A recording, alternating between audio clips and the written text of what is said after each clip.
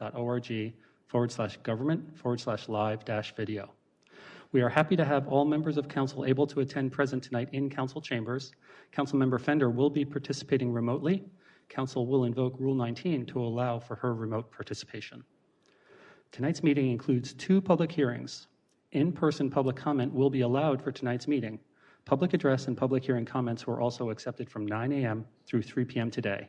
If time remains after in-person public speakers, comments received from interested parties that include a full name and address will be read verbatim during the public hearing for up to 3 minutes each, for a total of 30 minutes.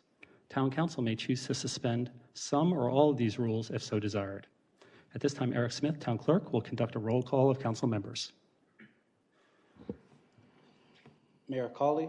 Present. Mayor Pro Tem Johnson. Present. Councilmember Fender. Present. Councilmember Garamella. Present. Councilmember Rao. Present. Councilmember Robati. Present. Councilmember Scroggins Johnson. Present. All councilors present. Thank you. Is there a motion and second to invoke Rule 19? I'll make that motion. Second. I have a motion and a second for Rule 19. Town Clerk Smith will conduct a roll call vote. Councilmember Fender. Aye. Councilmember Garamella. Aye. Councilmember Rao. Aye. Councilmember Robati. Aye. Councilmember Scroggins Johnson. Aye. Mayor Pro Tem Johnson. Aye. Mayor Cawley. Aye. The motion to invoke Rule 19 passes unanimously. This time I'd like to recognize Sergeant Chad Penland, tonight's Sergeant at Arms. He has been a law enforcement officer for 21 years and is currently assigned to the Field Operations Division. Thank you for being here this evening. At this time, invocation will be done by Councilmember Robati. Thank you, Mayor. In anticipation of our upcoming Juneteenth first ever celebration in Morrisville, I'd like to read Still I Rise by Maya Angelou. You may write me down in history with your bitter, twisted lies. You may trod me in the very dirt, but still, like dust, I'll rise. Does my sassiness upset you? Why are you beset with gloom? 'Cause I walk like I've got oil wells pumping in my living room. Just like moons and like suns with a certainty of tides, just like hopes springing high, still I'll rise. Did you want to see me broken, bowed head and lowered eyes? Shoulders falling down like teardrops, weakened by my soulful cries? Does my haughtiness offend you? Don't you take it awful hard, 'cause I laugh like I got gold mines digging in my own backyard. You may shoot me with your words, you may cut me with your eyes, you may kill me with your hatefulness, but still, like air, I'll rise. Out of the huts of history's shame, I rise. Up from a past that's rooted in pain, I rise. I'm a black ocean, leaping and wide, welling and swelling I bear in the tide. Leaving behind nights of terror and fear, I rise. Into a daybreak that's wonderfully clear, I rise. Bringing gifts that my ancestors gave, I am the dream and the hope of the slave. I rise, I rise, I rise.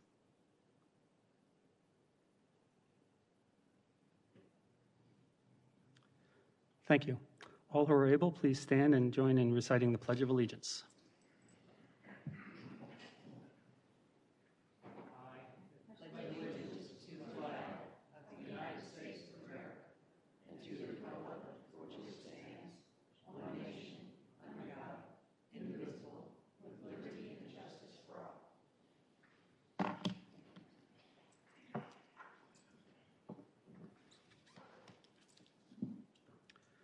Before you adopt tonight's agenda, Town Council policy is to review and ensure there are no conflicts of interest or appearance of conflict of interest with any items on the agenda. Do any council members have any such conflicts they'd like to share? Seeing none, is there a motion and second to adopt this evening's agenda? I move that we adopt this evening's agenda. I'll second. I have a motion and a second. Town Clerk Smith will conduct a roll call vote, please. Councilmember Garamella. Councilmember Fender. Aye. Councilmember Rao. Aye. Councilmember Robati. Aye. Councilmember Scroggins Johnson. Aye. Mayor Pro Tem Johnson. Aye. Mayor Colley. Aye. The motion to adopt the regular agenda passes unanimously. Thank you. There are 4 items on this evening's consent agenda. A resolution appointing the chair and vice chair for the Planning and Zoning Board, consideration of text amendments to the Unified Development Ordinance related to access and circulation, budget ordinance amendments authorizing the close of capital project funds, and consideration of annexation for property located at 703 Church Street. Would any council member like to pull any item for further discussion? Seeing and hearing none, do I have a motion and a second? So moved. Okay, Town Clerk Smith will do a roll call vote, please. Councilmember Rao. Aye. Councilmember Robati. Aye. Councilmember Scroggins Johnson. Aye. Councilmember Garamella. Councilmember Fender. Aye. Mayor Pro Tem Johnson. Aye. Mayor Colley. Aye. The motion to adopt the consent agenda passes unanimously. Thank you. We're at item 10, administrative reports. There is one administrative report tonight, a third quarter FY 2021 financial report. Administrative reports are provided as information-only items unless council has any questions. Are there any questions on this item? Okay. Hearing none, we'll move on. Item 11, presentations. We have 3 proclamations tonight. A proclamation recognizing Juneteenth, a proclamation recognizing National Pollinator Week, and a proclamation recognizing June as Pride Month. Councilmember Rabati will now read our first proclamation. Thank you, Mayor. Proclamation recognizing Juneteenth. Whereas Juneteenth is the oldest known celebration commemorating the abolition of slavery in the United States, and whereas on New Year's Day, January 1st, 1863, President Abraham Lincoln signed the Emancipation Proclamation, providing that all persons held as slaves within any state or designated part of a state shall be thenceforward and forever free. And whereas on June 19th, 1865, some 2.5 years after the signing of the Emancipation Proclamation, Union Major General Gordon Granger arrived in Galveston, Texas, and announced that the people of Texas are informed that in accordance with a proclamation from the Executive of the United States, all slaves are free. And whereas until that day, slavery had been relatively unaffected in Texas by the Emancipation Proclamation, and Texas had even been viewed as a safe haven for slave owners to relocate with their slaves because the state experienced no large-scale fighting or significant presence of Union troops. And whereas Juneteenth commemorates African American freedom and on a larger scale reminds us of the promises of freedom, equality, and opportunity, which are at the core of the American dream. And whereas on this day we honor the African American men and women that suffered under slavery, and all those who have fought for justice, freedom, and equality in the town of Morrisville, the state of North Carolina, and across the country. Now, therefore, the Town Council of the Town of Morrisville does hereby proclaim June 19th, 2021 as Juneteenth in the Town of Morrisville to recognize the abolition of slavery in the United States and encourage everyone to celebrate the culture and achievements of African Americans. Adopted on this 8th day of June, 2021. Thank you. I'll now read our second proclamation. This is a proclamation recognizing National Pollinator Week.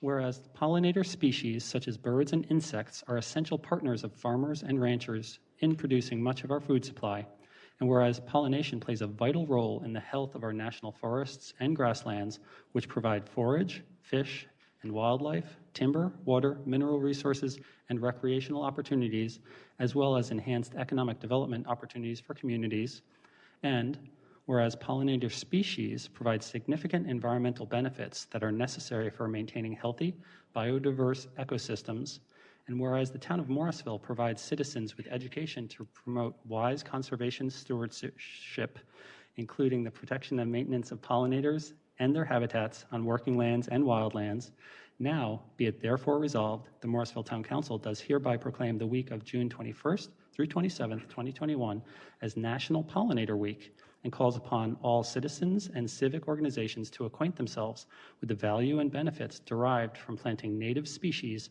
to help keep birds and insects equipped to support the pollination of our food supply. Adopted this 8th day of June, 2021. At this time, Councilmember Rao will now read our final proclamation of the evening. Thank you, Mayor. Well, first of all, I just want to, it's an honor for me to read this proclamation, and we want to thank the LGBT community of our state and country for your contributions. And we've achieved a lot, but we have a long way to go. Proclamation recognizing June as Pride Month. Whereas June is Pride Month, in which lesbian, gay, bisexual, transgender, and queer people, LGBTQ, and allies come together in various celebrations. And whereas the town of Morrisville stands with the LGBTQ community in a celebration of diversity and unity and remembrance of how far our country has come in the struggle to ensure that people live openly without discrimination and the affirmation of equal rights. And whereas we are proud to join other communities in acknowledging June as Pride Month and reaffirm our town's belief in the equal dignity of all citizens, regardless of their sexual orientation, gender identity, or gender expression. Now, therefore, the Town Council of the Town of Morrisville does hereby proclaim the month of June as LGBTQ Pride Month and invite everyone to reflect on ways we can all live and work together with a commitment to respect and dignity and to celebrate our diverse community. Adopted this 8th day of June, 2021. Thank you very much. Town Clerk Smith will now present any public comments received. There were no public comments received. Okay. Was there anyone here in the audience who would like to make a comment that did not sign up? Okay. And our town clerk is checking the lobby.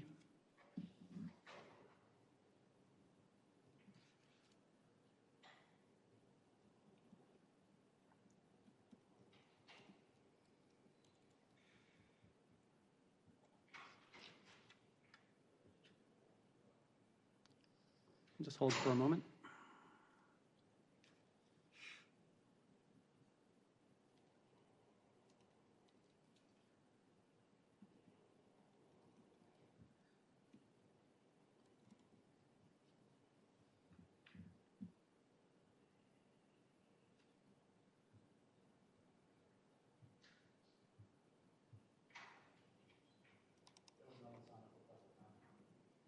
Okay.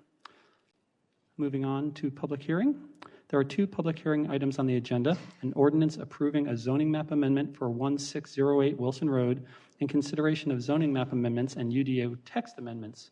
Kate Murdoch, Planner 1, will present the first public hearing item.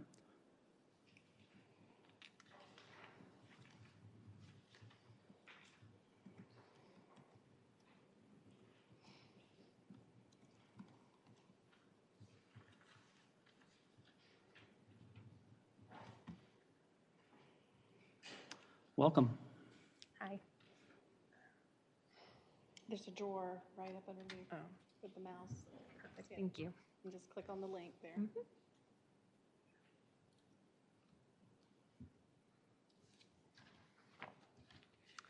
All right. So I'm here today to talk to you about a zoning map amendment for 1608 Wilson Road. So a little bit of background information on the property. It's about a half an acre of property on Wilson Road, just north of Flip Trail. The property is currently in the town of Cary's ETJ, so later on this meeting we'll have annexation presentation as well. It's currently zoned in the town of Cary's R20 zoning district, but the property owners are requesting to zone to the town of Morrisville's medium density residential zoning district. A little bit of information on the jurisdictional boundaries. So these map here show where the property is. It's highlighted in this sort of red area here. The pink areas are the town of Morrisville, and the green are town of Cary. So again, to recap, the property is currently zoned in the town of Cary's R20 zoning district. I know it's a little hard to tell on this map here. But the property is in an area that's been suggested to be medium-density residential zoning in the recently adopted 2021 land use plan.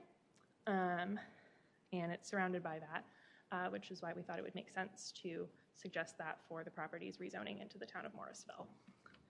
So Planning Department staff recommends the approval of the requested zoning map amendment from the town of Cary's R20 zoning district to medium-density residential for the following reasons. One, we feel it is consistent with the recommendations in the 2021 land use plan, and we also feel that it would allow for development that's compatible with the surrounding adjacent residential development. Last month, we brought this proposal to the Planning and Zoning Board, and they unanimously recommended the approval of the requested zoning map amendment for the same reasons that the Planning Department also recommends the approval.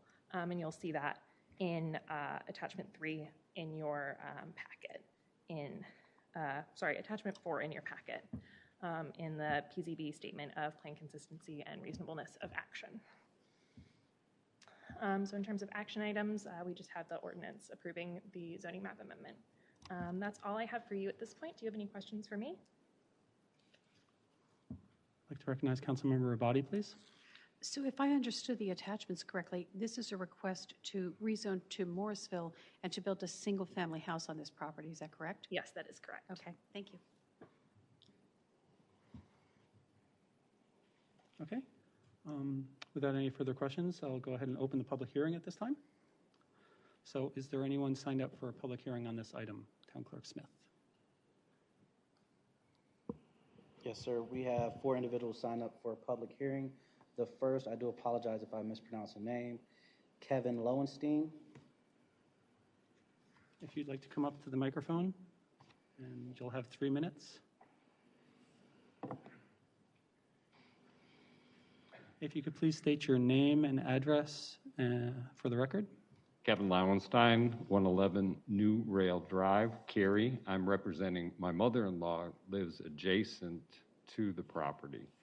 So, and you answered one of the questions that I had was how many houses were going to be put on the property because of the way the clearing of the land was happening and the amount of usage that's being utilized in that area.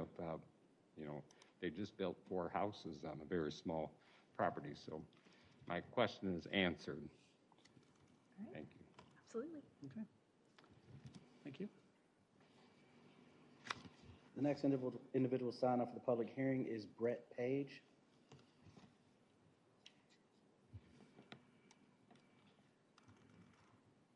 Thank Clerk, you. If you could start the clock when you get a chance. Thank you. My question relates to sort of the development that I live in, which is the adjacent development of the Silver Lake community.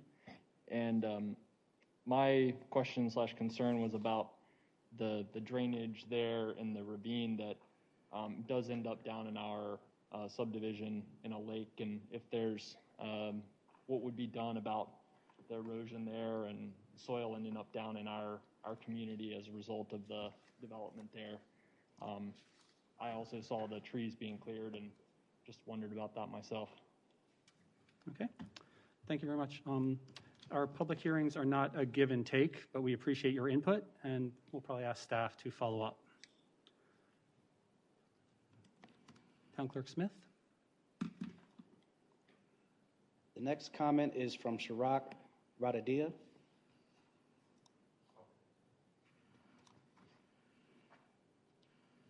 Good afternoon. I think so. I wrote in the different form. This is the first time for me, and I'm representing from 910 Church Street as owner, and I'm just here for hearings. I don't have any comments as of now.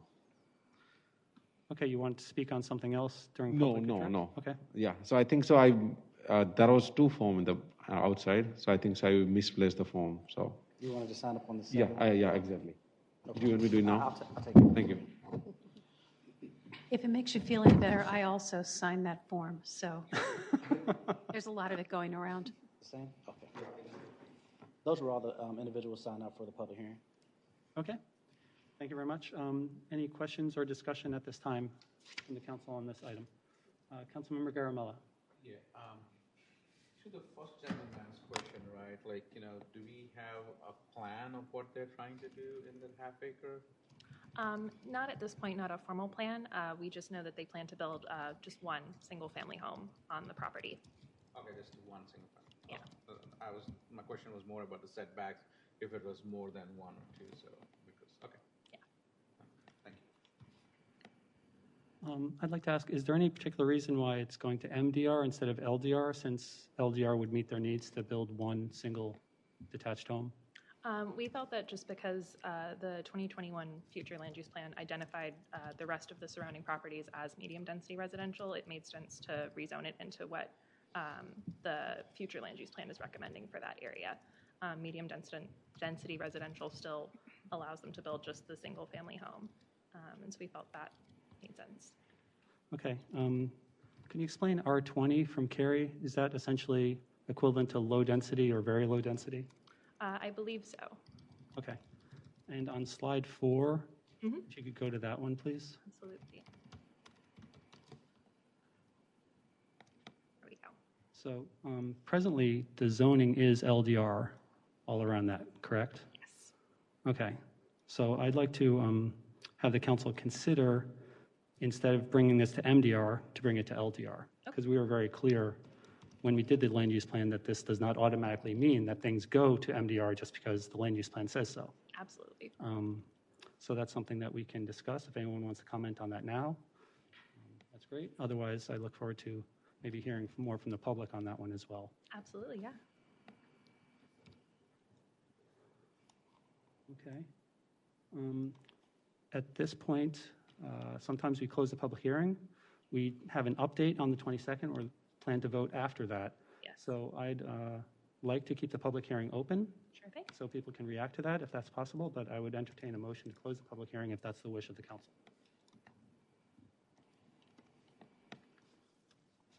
Okay. Hearing none. Thank you very much, Ms. Murdoch. You did a great job. I believe this was your first time presenting to us, so you did great. Thanks. We'll see you in a couple of weeks. For sure. Thank you. At this time, we have a pretty heavy item coming up next, which is going to take a while. So even though it's really early in the evening, we're going to go ahead and take a quick 5-minute break. And then we'll come back at, well, we come back right at 6:30, and then we'll really attack that item in earnest. So we'll reconvene at 6:30. Thank you. Okay. We are now reconvening. At this time, Chris Lawson, Planning Manager, will facilitate the next public hearing item. Mr. Lawson.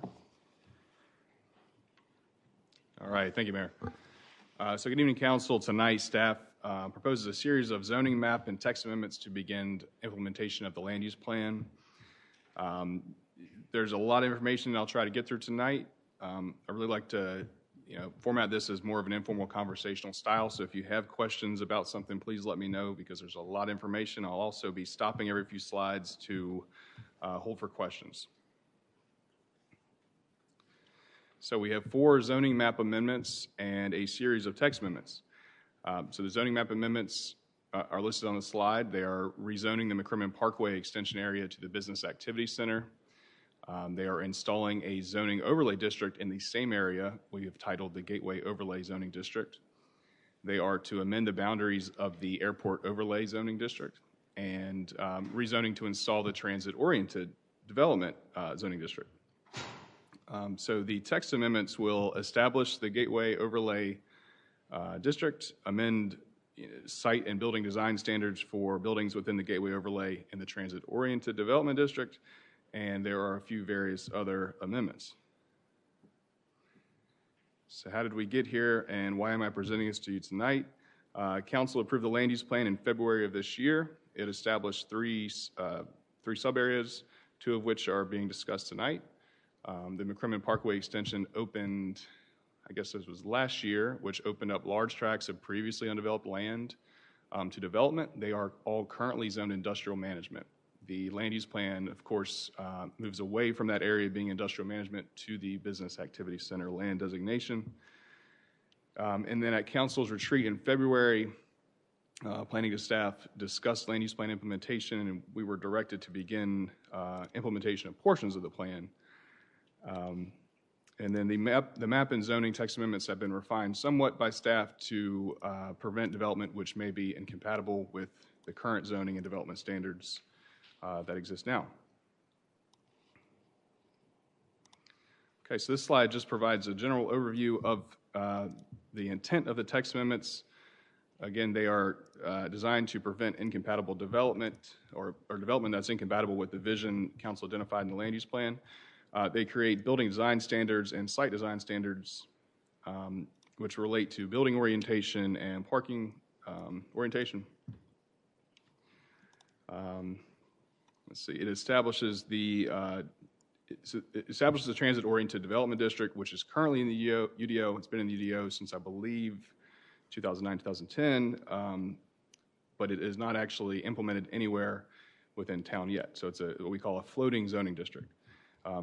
The text amendments will also establish the Gateway Overlay District. They will also make some amendments to the transit-oriented development district to make it required to provide a mix of uses. And when I think about the development standards that staff has created for the McCrimmon area and the TOD area, you know, when I tell people that I work in Morrisville, you know, they often identify Perimeter Park, Park West Village, a few other areas, but I see these areas as becoming distinctly identifiable Morrisville areas. So I'm excited to present these to you tonight. So the way my presentation is structured is that we will cover each zoning map amendment, and if there are text amendments associated with that zoning map amendment, we'll cover those directly after I show you the maps of the proposed rezonings. So before I dive in too far, any questions at this point about anything I've covered so far? Okay, seeing none. All right, so the first zoning map amendment is related to the airport overlay. You know, this came out of lots of discussions around the land use plan, and really to give you a brief summary, the purple area at the bottom right-hand corner of your screen is going from it's proposed to go from the airport overlay A to the airport overlay B. In short, what that means is that the uses that are restricted by the airport overlay A would then be allowed. This includes uses you would think of as being noise sensitive, including schools, places of worship, and certain residential uses. It still requires the things listed in the middle of the slide, which includes FAA approval of structures over 50 feet in height, electronic interference, no electronic interference of navigation, sound mitigation for a number of types of development, including any residential uses, and an avignation easement dedicated to the Raleigh-Durham Airport. So again, this is based on the land use plan, and through that process, we spoke with the FAA, we spoke with RDU, and the FAA has given us the language you'll see in the first bullet point, which says that the plan is consistent with FAA land use guidance near airports. Now, the removal of the airport overlay A would allow uses such as residential, like I said earlier, but in conjunction with the gateway overlay, which is also proposed to be installed in this area, only multifamily dwellings providing sound mitigation would be allowed in these areas. No single-family detached or attached dwellings would be allowed in the gateway overlay, as well as no other residential uses.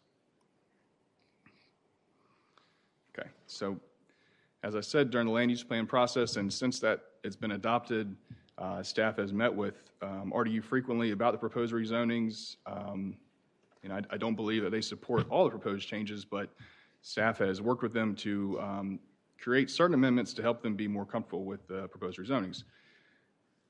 One of the things that came out of this conversation is this language here, which RDU actually proposed, and it tweaks some current language in the UDO. And basically, this says that the developer of a property will grant an easement to RDU that they could, in short, fly planes over and, conduct regular airport business. Okay, this is the end of that first section. Any questions right now? Councilmember Garamella, followed by Councilmember Scroggins-Johnson, please. Yeah. Can you go back to the previous slide? Sure. The one before that, like For this. Okay, this one. So they say FAA approval for structures 50 feet. So what does 50 feet mean? Like 2 floors? Hard to say. Probably more than 2 floors, but this would, yeah, so and this would include probably 3 or 4 floors or anything over that in height. It also includes any cranes or construction equipment, which would be over 50 feet. I'm not certain where the 50 feet comes from. I think that's an FAA-specific regulation that a developer has to get approved. So that's part of the town which will do it, or the applicant has to go individually go and get the FAA approval? So the applicant has to go get the approval from the FAA itself. Okay. And the sound mitigation, right? Do we have a documentation or draft on what that mitigation is? Sure. So the sound attenuation comes as the development applies for the building permits, and they'll have to have some kind of engineer certified in sound to certify that it meets the sound attenuation that the town requires. And this no electronic interference, what does that mean really? Because when I take a flight, they say shut down your cell phones. So, but I just want to ensure, if there is a wet lab or any other thing which is going. So, what does it really mean for a common man? Certainly. So the language is somewhat vague, but throughout the process, if you develop within the airport overlay, prior to even submitting a site plan, you have to reach out to RDU and give a letter to them saying that you are developing and kind of give a overview of what you're building.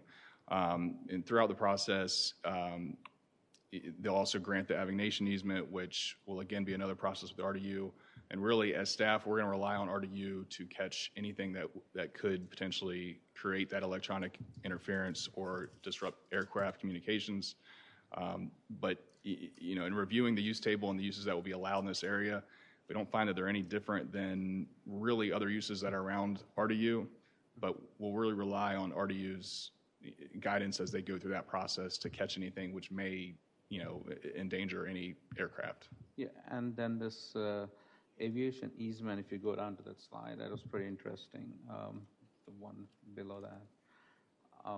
Basically, it's saying that easement for the free and unobstructed overflight.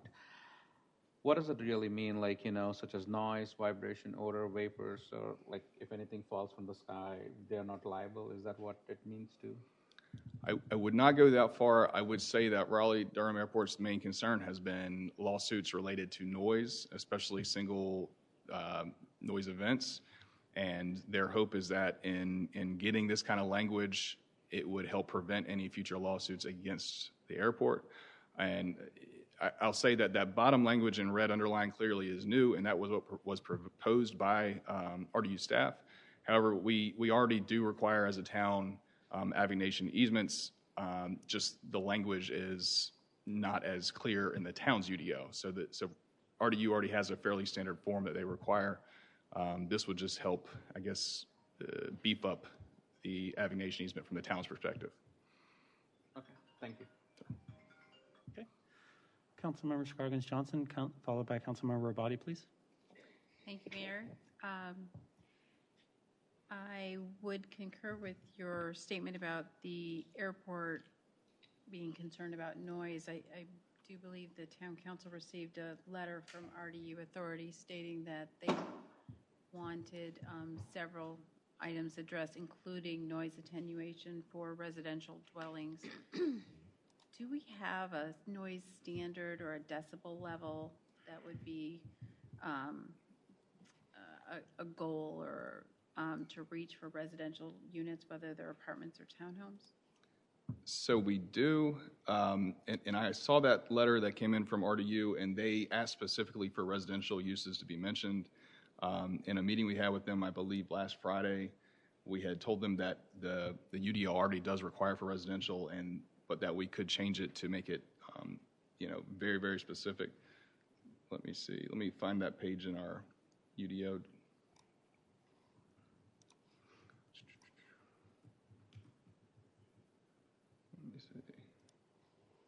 I know we had talked about it before, so I was just wanting to make sure it's really clear.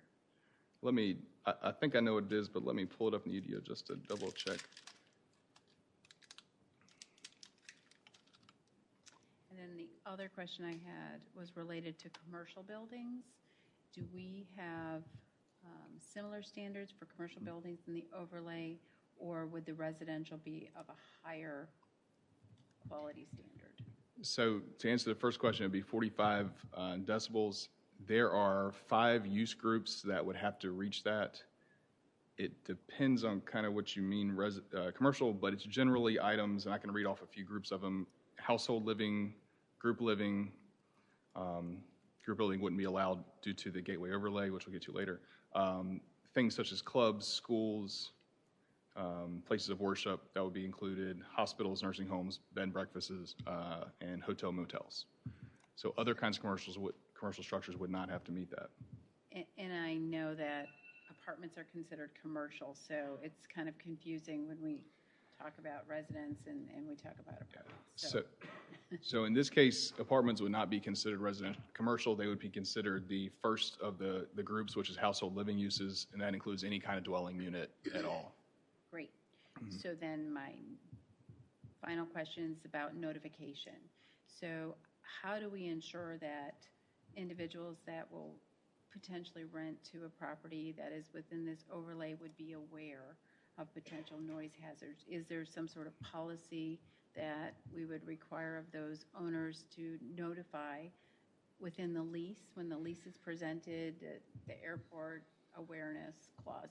I'm making something up, but I think you can, so that they can't say, oh, I didn't know that this was underneath the flight path. Yeah, that's an excellent question, and I think what has come out of our staff's meetings with RDU is that they've struggled with that question for years on how to alert people to that. I think when the land use plan process came through in designing these amendments, the thought was we could at least limit it to multifamily, which are most likely to be rentals, and we'll have this noise attenuation. Beyond that, I don't have an answer right now on how we could alert folks to that. But hopefully through these text amendments, if they did live in a multifamily unit like this, it would have that noise attenuation so that they would not have to deal with that constant airplane noise. Oh, and I appreciate that explanation. I'm thinking that apartments or those kind of residents have turnover, so people might not live there for long periods of time, which is good, but it's also, they might not be aware. They might be from out of the area that this is near an airport. It's just close to their office. They didn't know. Maybe, the council would want to, suggest or offer the suggestion, I don't know, for this overlay, that notification should be performed to future residences upon the initial entry into that lease or agreement. Okay. And that's my suggestion. Thank you. The only other thought I had, speaking with this and other times, is there could be some kind of signage along McCrimmon or some other area that just says you are in the airport overlay B. I don't know. Congratulations. Yes. Yeah. Councilmember Rabadi, and then I also have a question. So on this same page, I'm certainly understanding of the fact that airplanes will cause noise and vibrations, but I'm a little bit concerned about this odors, vapors, particulates, smoke, dust. Like, some of these things could make people sick. I don't think that, so I guess I'm trying to understand what this clause is actually saying. Like, they're seeking, they wrote this, so they're seeking the right to inflict these on people as long as it's inherent in the operation of an aircraft. Like, I don't even understand what that means. I mean, I'm under a flight path, and I certainly wouldn't agree to this. So can you just explain that to me a little bit more? Well, so I'll say that initially RDU had proposed other language, which Director Siegel and I found to be less reasonable. We found this to be more reasonable and just kind of in the daily operations of RDU. Though again, this language did come from RDU staff. Beyond that, I don't have much other details. I would not expect this to. I don't want to speculate, but Really, the way I think we looked at it as staff is just that this would protect RDU in the normal occurrence of business of operating the airport. Right, and I am not being funny when I say that I don't feel that we should be in the business of protecting RDU. I think we should be in the business of protecting Morrisville citizens, you know? So I'm a little bit uncomfortable with language in our UDO that basically gives the airport the right to dump vapors and particulates on people. That doesn't seem like something we want to happen. Sure. And I'll say that certainly this is not required. This is a something the town would institute in the town's UDO. So this is a policy decision. Yeah, I would like to see us removing references to, particularly to vapors and particulates. I mean, the other stuff, if we have to have it in there, fine, but vapors and particulates to me rises to another level. Those are, you know, vapors and particulates from a plane can make people sick. Yeah, if I could just very briefly, really an navigation easement is air rights. So it's granting a right for an airplane to fly over the property. This language isn't saying that these things are going to happen. It's just acknowledging that these could be potential side effects of having an airplane fly over your property. We could absolutely work on the language a little bit more, but this came from their standard navigation easements that they currently work on with the property owner. So we're basically, per the UDO, saying you need to give RDU air rights so they can fly over. And then from that point on, RDU is working with the property owner on that actual easement agreement, and this is kind of standard language from some of those, but we could look at it further. Okay, that'd be great, thank you. And just one more question. So is this, I'm sorry, I'm not exactly sure where, what this covers in terms of where the business district, does the business district that we were talking about before intersect this at all? Scroll up some. Or is that different? I'm sorry. That's fine. The Business Activity Center? Yeah. Yes. So basically, if you think about, and we'll get to this zoning map amendment later, if you think about Airport Boulevard to the new McCrimmon extension around Wake Comp and all that area, that would be what is proposed to be rezoned to the Business Activity Center District. So it covers a lot of that area. So previously, that was all industrial, right. And it had the airport noise overlay, the most restrictive one on top, and there was no McCrimmon extension. So that was part of the reason it wasn't developed previously. But yes, this covers a large section of the Business Activity Center. So is it reasonable to say that we're asking developers to create products that promote foot traffic and et cetera, and pleasant walking areas for people, and they're all going to be in the airport overlay district? How much noise is there likely to be on the street in such a district? So I'll say to your first half of your question, the district we're proposing along McCrimmon is designed to be more pedestrian-friendly, pedestrian-oriented.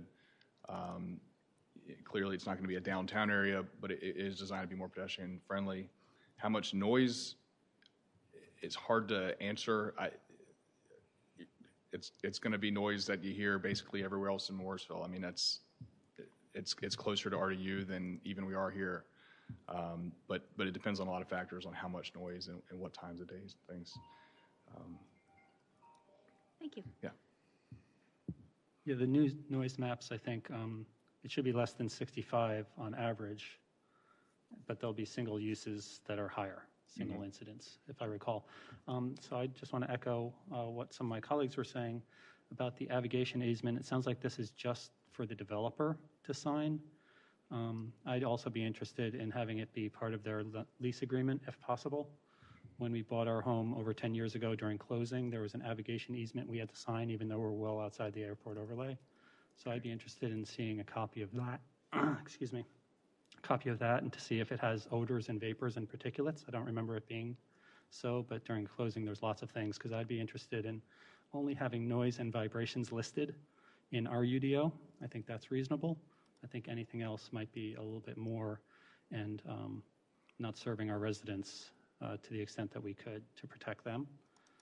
So those are the two things that I'd be interested in knowing about. Okay. Mayor Pro Tem Johnson, please. So I'm going to weigh in on this one too, Chris. I'm a little uncomfortable too, and I'm not going to repeat what's been said, but Michelle just said something that I want to make sure I understood, and I think maybe make me feel a little better. There is actually an agreement that the property owner has then, or you said the property owner has to negotiate with RDU and sign this easement, is that right? Yeah, so let me be clear. The town, I think in RDU's statement they sent you as a public hearings, they asked the town to indemnify RDU.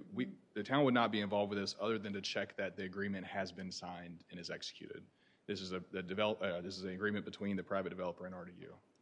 Okay, so the details are really important in that document, more so than what we're looking at here in front of us. Not that this is not important, but so why do we have to be so particular here when it may not match up with whatever that is, whatever that signed document is? Yeah, to answer the first part of your question, I was going to say if the text is in our UDO, your staff is supposed to follow the text. So if you're uncomfortable with the exact language and some of the details you provided, I would recommend having me tweak the language somehow to make you feel more comfortable. Because at the end of the day, we're going to follow the. Okay, because I was going to say even and this is just me right now. Look, maybe just changing the word "must" to "may." That is a huge shift. The easement may convey a perpetual right. Okay. I don't know. That's just a thought. Okay. Would any other council member like to weigh in on this subject? Okay, seeing none, that was the First Amendment. All right. So where were we? Okay. So the second zoning map amendment is to rezone basically the McCrimmon Extension Corridor to the Business Activity Center. This is following the land use plan, exactly what the land use plan called for in this area. The image on your screen is a map of the current zoning, which, as you see, most of it is purple, which is the Industrial Management District.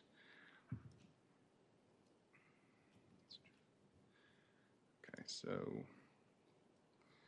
the image you see on your screen now is from the land use plan. As you see, it's more of a pinkish color, which is the Business Activity Center.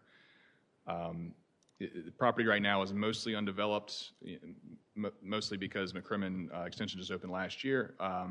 The only really there's two developments along the corridor, which is the Wake Competition Center and as well as the apartment complex at the corner of Aviation and McCrimmon. I've done some research. We're not aware of any land uses which would become non-conforming. Non-conforming meaning that the zoning changed and the use is no longer compliant with the new zoning district. However, it would be allowed to continue unless it ceased voluntarily. Your staff expects the BAC district to provide residential, retail, offices, life science, and research space. So all of the rezonings that are proposed tonight are general rezonings, which means there are no conditions placed on the property.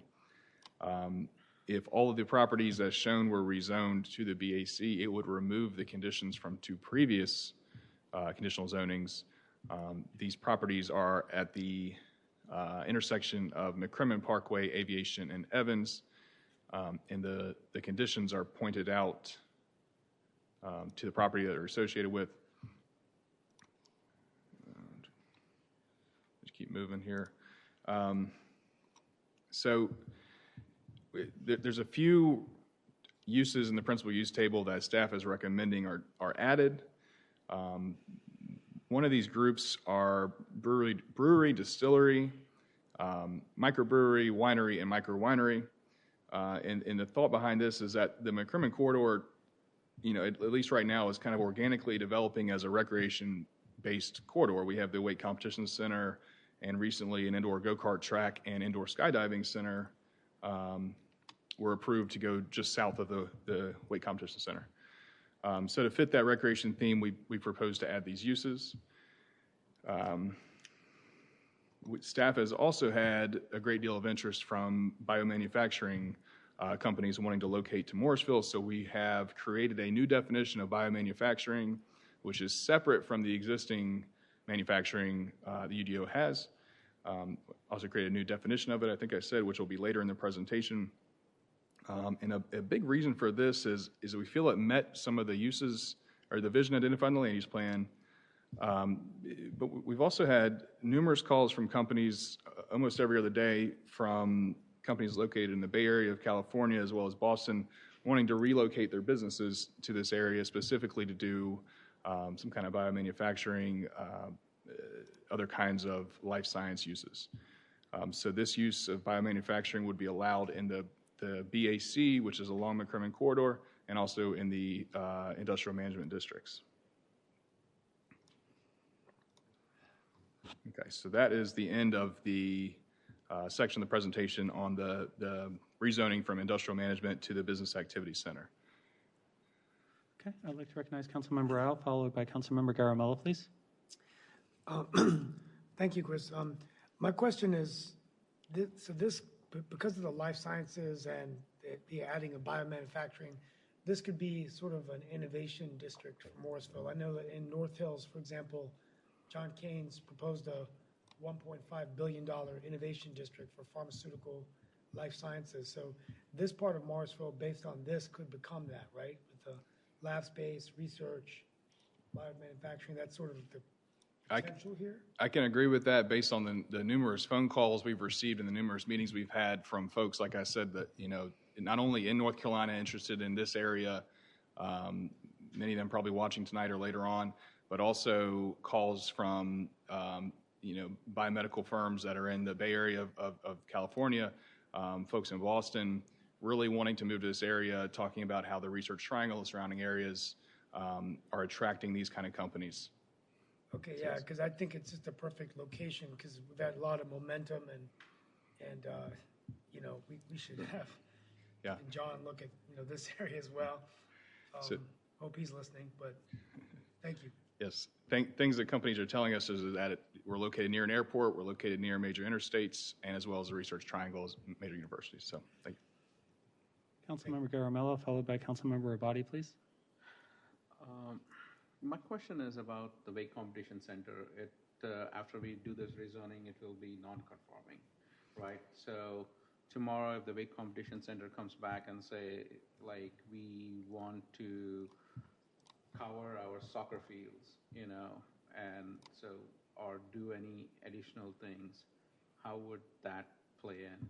So we have crafted this to make sure that the Wake Competition Center will not be non-conforming.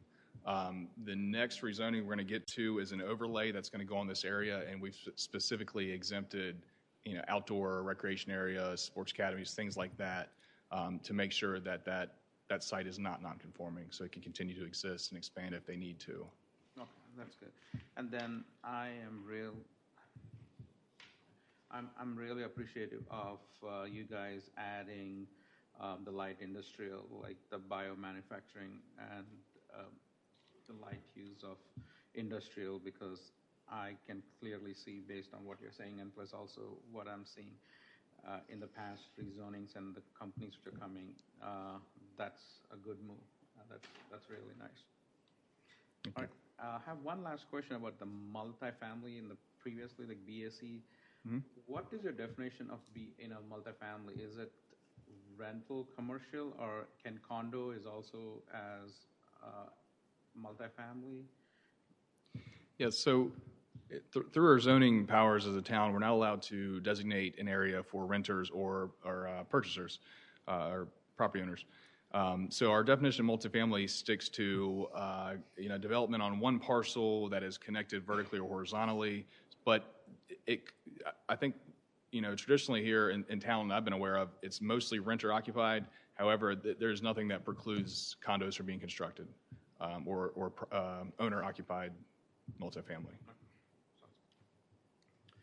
Councilmember Abadi, followed by Councilmember Fender, please. Councilmember Fender hasn't waited yet, Mayor. I'm fine if she goes first. Councilmember Fender, please. Thank you, Mayor. I had a question on the slide 10. with the rezoning would remove previous conditional zoning districts. Can you explain that a little bit more? Sure. So both of those parcels were previously conditionally rezoned at separate times with separate conditions placed on them. Because this rezoning is a general rezoning, if the properties were rezoned with this action, those conditions would be removed. A lot of the uses you'll see on the screen, especially with the one that's purple with industrial management, would not be allowed under the business activity center anyways. Some of them would. And really the thought process that went into this as staff is that we've got the entire area being rezoned. Might as well just take the whole area in one fell swoop. But that's the thought process behind that, and that's some of the explanation. Okay, but the brown area in that graphic, that's already developed into the apartment complex, right? That's correct. But then across McCrimmon, that plot is undeveloped right now. Correct. Okay. All right. Thank you. Thanks. Councilmember Abadi, please.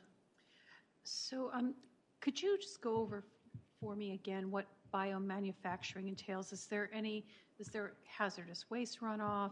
What kind of manufacturing exactly? I recall that being kind of a light manufacturing situation, but could you just refresh my memory, please? Yeah, so I think several of the councils mentioned this. So light manufacturing, medium manufacturing, and heavy manufacturing have all been removed from this area. The only manufacturing that would be allowed is that is the biomanufacturing. Let me scroll to a slide later in the presentation, if that's all right. It actually has the definition listed, and we can all look at it. It's way down here. Here we go. So that middle definition, that's something that I wrote with a lot of help from folks in the industry, just because I'm not an expert. But uses that meet that definition would be allowed. So other things such as, to use an extreme example, so a Ford plant's not going to be allowed. Things considered traditionally manufacturing that you'd think of aren't going to be allowed. It's items that meet that specific definition of, an example I've used when I was talking to a developer was a vaccine. Clearly, I think would be allowed in that definition, and it really just depends on what other kinds of uses come forward. And I think with a new definition like this, when a developer comes to us and says, "Will this use be allowed?" we're going to have to request some kind of information from them, really describing how the property is used, what kind of products they make, things like that, to make sure they fit under this definition or not.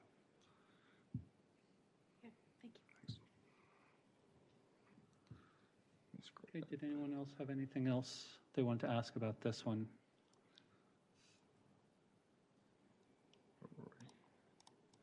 Okay. Okay. I think we can move on. So let's move on.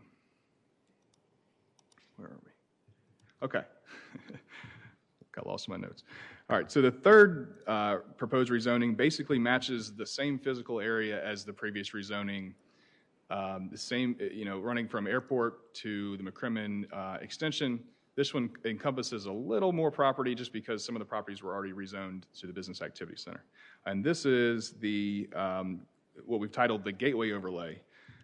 Staff have informally referred to this district as the GO District, so Morrisville's GO District. This is a brand new zoning district, so it would be implemented for the first time if this was approved, and there's also a number of text amendments that go along with it to really match the vision that council identified in the McCrimmon sub-area plan with the land use plan. So let's go through. So again, the GO District would implement the design standards called for in the McCrimmon sub-area plan. It includes requirements which really encourage pedestrian activity, hidden parking, different building design standards. It also, I think, critically provides a spacing requirement for multifamily developments, which I can get into in a later slide. But again, this just encourages buildings to be brought up to the street, have a attractive appearance, and really hide the parking.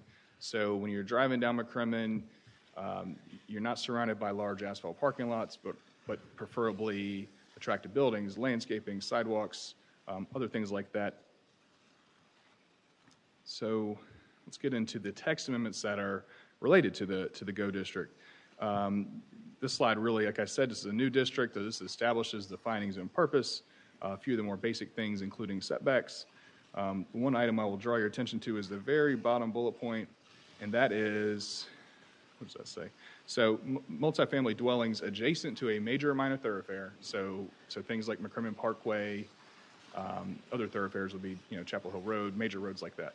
So multifamily buildings adjacent to those kind of roads shall include a 15-foot minimum step back on floors above the third floor.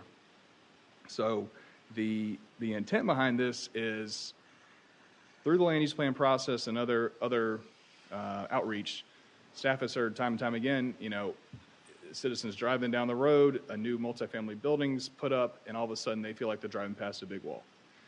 So that step back above a certain floor, and we're calling it above the third floor, would have some kind of break in the line of sight, especially if you're walking next to the building, so you don't feel quite as much like you're walking past a wall. So it's going to have some kind of step back to let more light in, other things like that. So that's the thing I draw your attention to on this slide. And really the 15-foot over the third floor was those numbers were added due to a visual analysis former planner Brad West conducted, using a pedestrian, using line of sight to make sure you couldn't see that fourth floor hanging out. Okay. So next is the multifamily spacing standards for the GO district. So as I said in earlier slides, we're proposing to remove the airport overlay A and replace it with a B, which would allow some residential. And then the base zoning district would be rezoned from industrial management to the business activity center, which also allows residential. What staff's proposing now is to add the gateway overlay district, which would not allow any residential except for multifamily units, which would have to meet these spacing requirements. And before I kind of go over them, there's a lot of text on the screen. These spacing standards are completely discretionary. If council wants to adjust them, larger, smaller, make a different tier, we certainly can. So just to explain kind of the setup of it, it's a 4-tiered system. Letter A, basically, if you have your standard garden-style apartment like we have around town, that building would have to be 1,500 feet from a different approved multifamily development, unless separated by a major thoroughfare. So 2 of these buildings could be directly across the street from each other along McCrimmon. However, if they're on the same side, they'd have to be that 1,500 feet. And let me explain. The next slide actually has more visuals that we can look at. So the second tier of B, this would allow multifamily buildings to be within 800 feet of another multifamily development if they provided 50% structured parking or 50% ground floor, some use other than residential. And so the thinking of this came out of some of the discussions around the land use plan, which I believe I remember council being favorable towards some kind of structured parking or vertical mixed use along McCrimmon. The third tier would allow buildings to be even closer, up to 500 feet, but the multifamily development would have to provide 50% of the required parking as structured parking and dedicate 50% of the ground floor area for use other than residential, specifically an institutional or commercial use. And then the fourth tier would allow multifamily with no distance requirement as long as the multifamily use was only on upper floors and provided all their parking as structured parking. And so that fourth tier is really aimed at encouraging some mixed use, which would have ground floor that was not associated with multifamily, and could allow for some flexibility in terms of a development which may have smaller amounts of multifamily. So let me go to the next slide, which kind of gives a visual representation. And if there are questions about these specific standards or comments, I'd be happy to take them. So this is a visual representation. These are potential development sites, conceptual only. This is not me as staff saying we've got developers interested in all these parcels. So if you'll start on the left side, that is just green would indicate a garden-style apartment like we have around town with just surface parking and then units. So that's your visual representation of about 1,500 feet spacing. And this is not building to building. This would be parcel line to parcel line. So the middle is that 800-foot spacing. The blue would indicate that the development has provided 50% structured parking or some kind of vertical mixed use, meaning the ground floor is not residential, it's commercial, office, something like that. The farthest right is that 500-foot spacing. That means those orange blobs have provided vertical mixed use as well as structured parking. 50% structured parking, 50% vertical mixed use on the ground floor. Again, this is just your visual representation. These numbers could be adjusted. We could move away from a tiered system if you prefer. We could add more tiers. We could incentivize different development standards if you prefer over structured parking or vertical mixed use. Let me see my notes here. Yeah, so that's any questions on these standards right here? Councilmember Garamella, please. Thanks, Chris. How would you put Grace Park in this equation? Because they, assuming they don't have any structural parking, vertical parking, and they are only ground floor commercial. Yeah, so I think Grace Park's a very good example, but I don't think they meet the letter of technical D. They do not meet bullet point D entirely because they do not provide all structured parking. They provide, it is a good mixed-use development, but it does not provide that structured parking, so I don't think it would fit in letter D. It wouldn't even fit in letter C because I don't think it provides any structured parking that I'm aware of. It would meet letter B, though. Yes, it would meet letter B, so it could be within 800 feet of another multifamily development. So when you say like 50%, what if a developer wants to dedicate entire first floor for commercial and then have, residential? What kind of option do you have here for that? So I personally think that'd be a great use, and I think that would somewhat meet council's vision as shown in the land use plan. If they do not provide any structured parking, it would have to be letter B, so they'd be within 800 feet of another multifamily development. Now, again, with the GO District's design standards, the parking would have to be oriented behind the building, but if they don't provide structured parking the way we have written this language, it would only be letter B, so it'd only get that 800 feet. Certainly, we can tweak it if council feels that, we get a quality mixed-use development with ground floor, similar to Grace Park, we could tweak this language somehow to allow that. And I'm just looking for options because, when we go into this combination of 50-50 and those kind of things, right. Things could change, 5 years from now, so you're pretty much kind of locking into forcing to put up vertical parking where there's more demand for a commercial downstairs. Right. That's what I was going for.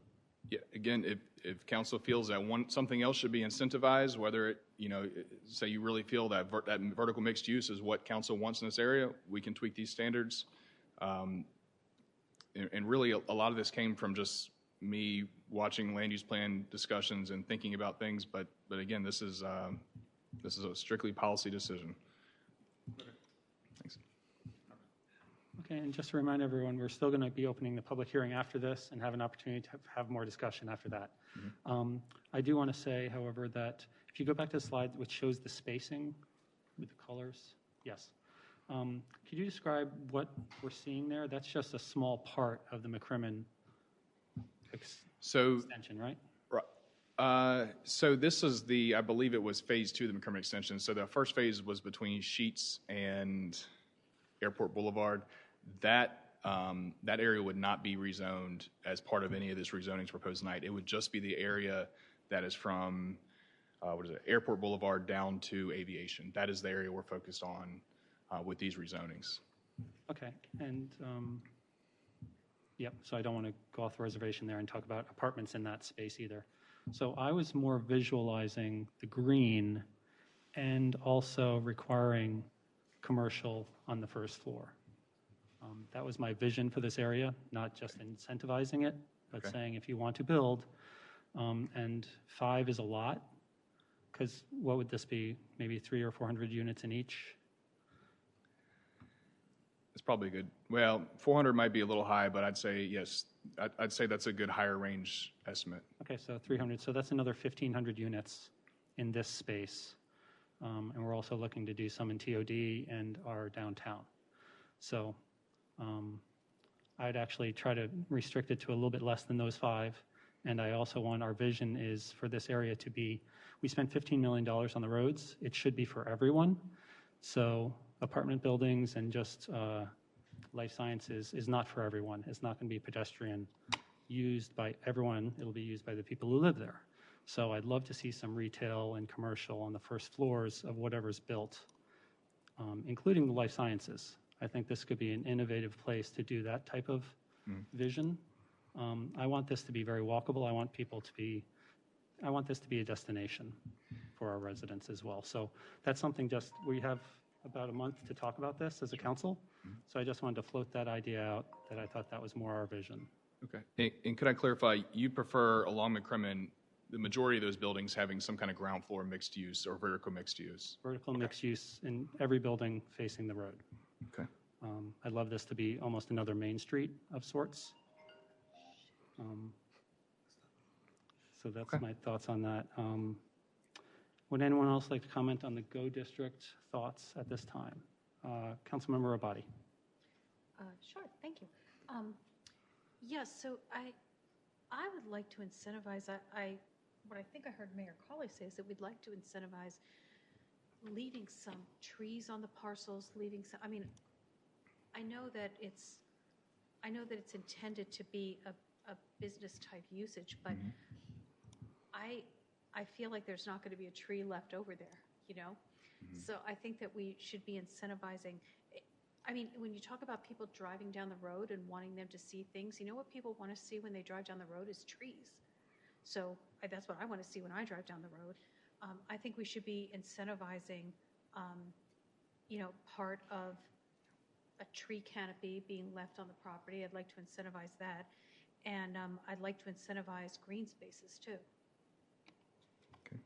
And I doubt if I have the backing of everybody on this, but I would, I'd like to see us really incentivizing green spaces, like putting some dollars where our mouth is, So Okay. that's my input. Thank you. Thanks. Councilmember Rao. To follow up on the mayor's point about, having something accessible for everybody, one of the things I was studying the North Hills Innovation District a lot, and in their plans, they talk a lot about open spaces, more places to walk. And even if you look online at their schematics, there's a lot of green, like Councilman Rabadi says. So I think incentivizing the partners that we find to develop, the retail, the maker spaces, the breweries, which is going to attract the folks coming in that everybody can use. But I think that's what I'm hearing from my colleagues is not just sort of even though it's an innovation district, sort of a industrial look where there's not many trees left, there's not much walking space, just a bunch of offices. So I think creating that kind of environment and destination is what I'm looking. I think companies are looking for that. Employees are wanting to work in places where they can bike and walk and go to eat and do all of that in one area, which RTP is trying to do with. I'm going to talk about that later, but they're trying to do that with creating that environment, right? So, thank you. Thank you, Councilman. Okay, would anyone else like to speak on this topic at this time? Mayor Pro Tem Johnson. So I think we've had a lot of really good discussion, but the only thing I'm struggling with is, and I have, I've said I want to limit the number of units, residential units. So I'm trying to figure out how to do that too. And I'm not a professional, so I'm not doing a real good job of it. But what this kind of screams to me is the fact that if you're the first one to come in and you want residential development, you can do it, and then everybody else is limited in which is fine, because that is what I want to figure out, a way to limit it, but I want to figure out a way to do it fairly. And I'm struggling with that, and of course I know you have too. So and I don't know what the easy answer is to that, but I worry about that. Your staff has certainly thought the same thoughts, and we have the same concerns, and really don't have a great answer on that one. I mean, if say what I proposed was approved, what I at least envision is the first folks that come in are going to do the least, and then the other ones are going to have to do more and more and more to get in if they want to do that kind of development. If you want us to evaluate other kinds of spacing standards, we can brainstorm more. I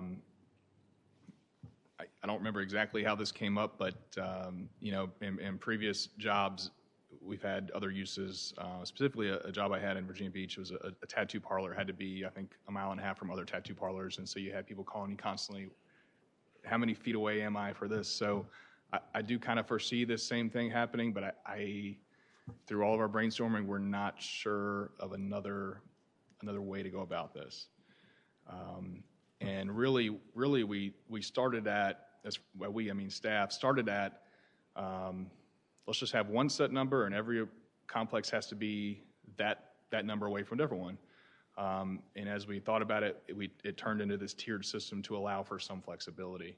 And so that's kind of background on how we reached this. But I agree with your statement, and I don't have a good answer for it right now. Yeah, and I appreciate the options that you did come up with. Clearly, this took a lot of time and thought, and it was not easy to give us the options you have. So I appreciate that, but I don't know where I'm going to land on this, but it's the struggle that I have right now, and how to limit this so it's not just a corridor of apartment buildings. Sure. Yeah, and I certainly appreciate all the consideration and feedback tonight. And I'll just say again, from a staff level, we have put a lot of time into this, but if this is not what council wants, please let us know. We'll get it changed. So. I don't have a better solution, so.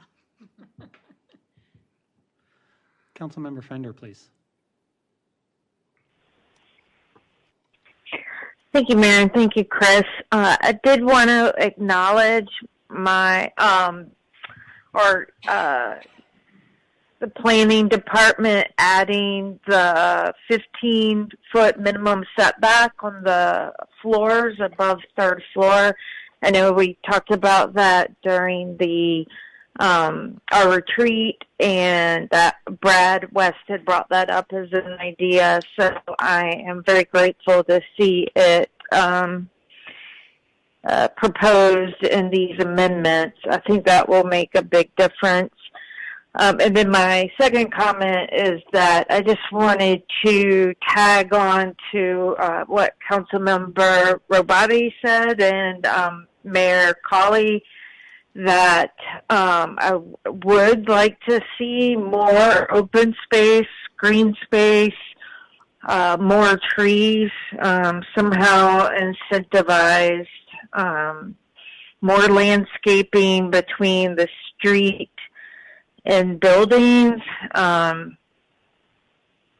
somehow to keep it from just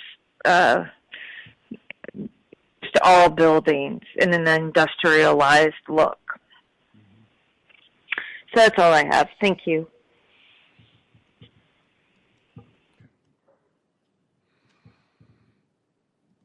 Okay. I think that's all for that one. Just to be clear, though, doing this gateway overlay, it's within our authority to require these things or only incentivize them? As far as the research staff has done so far, we have the authority to require these. One other specific, comparable community that I know of that has this is I think it was Fuquay. Verena has some kind of spacing standard also. So, as far as I'm aware, this is within our ability to require. including the first floor commercial, including structured parking? Okay, that's good to know. Thank you very much. Yep, thank you. And actually, if we keep moving, we're going to stick in the GO district with a few other standards unrelated to multifamily. And I'll just keep moving on. Where were we?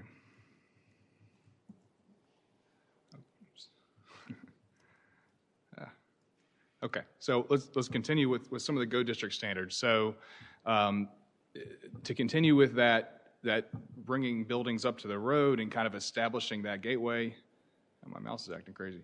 No curb cuts will be permitted between the building and adjacent streets. And so if you can't picture what that means, basically if you can't turn into a parking lot and immediately the building's right in front of you, the driveways would be at the sides of the building. Again, that's to continue that pedestrian-oriented and that visual gateway.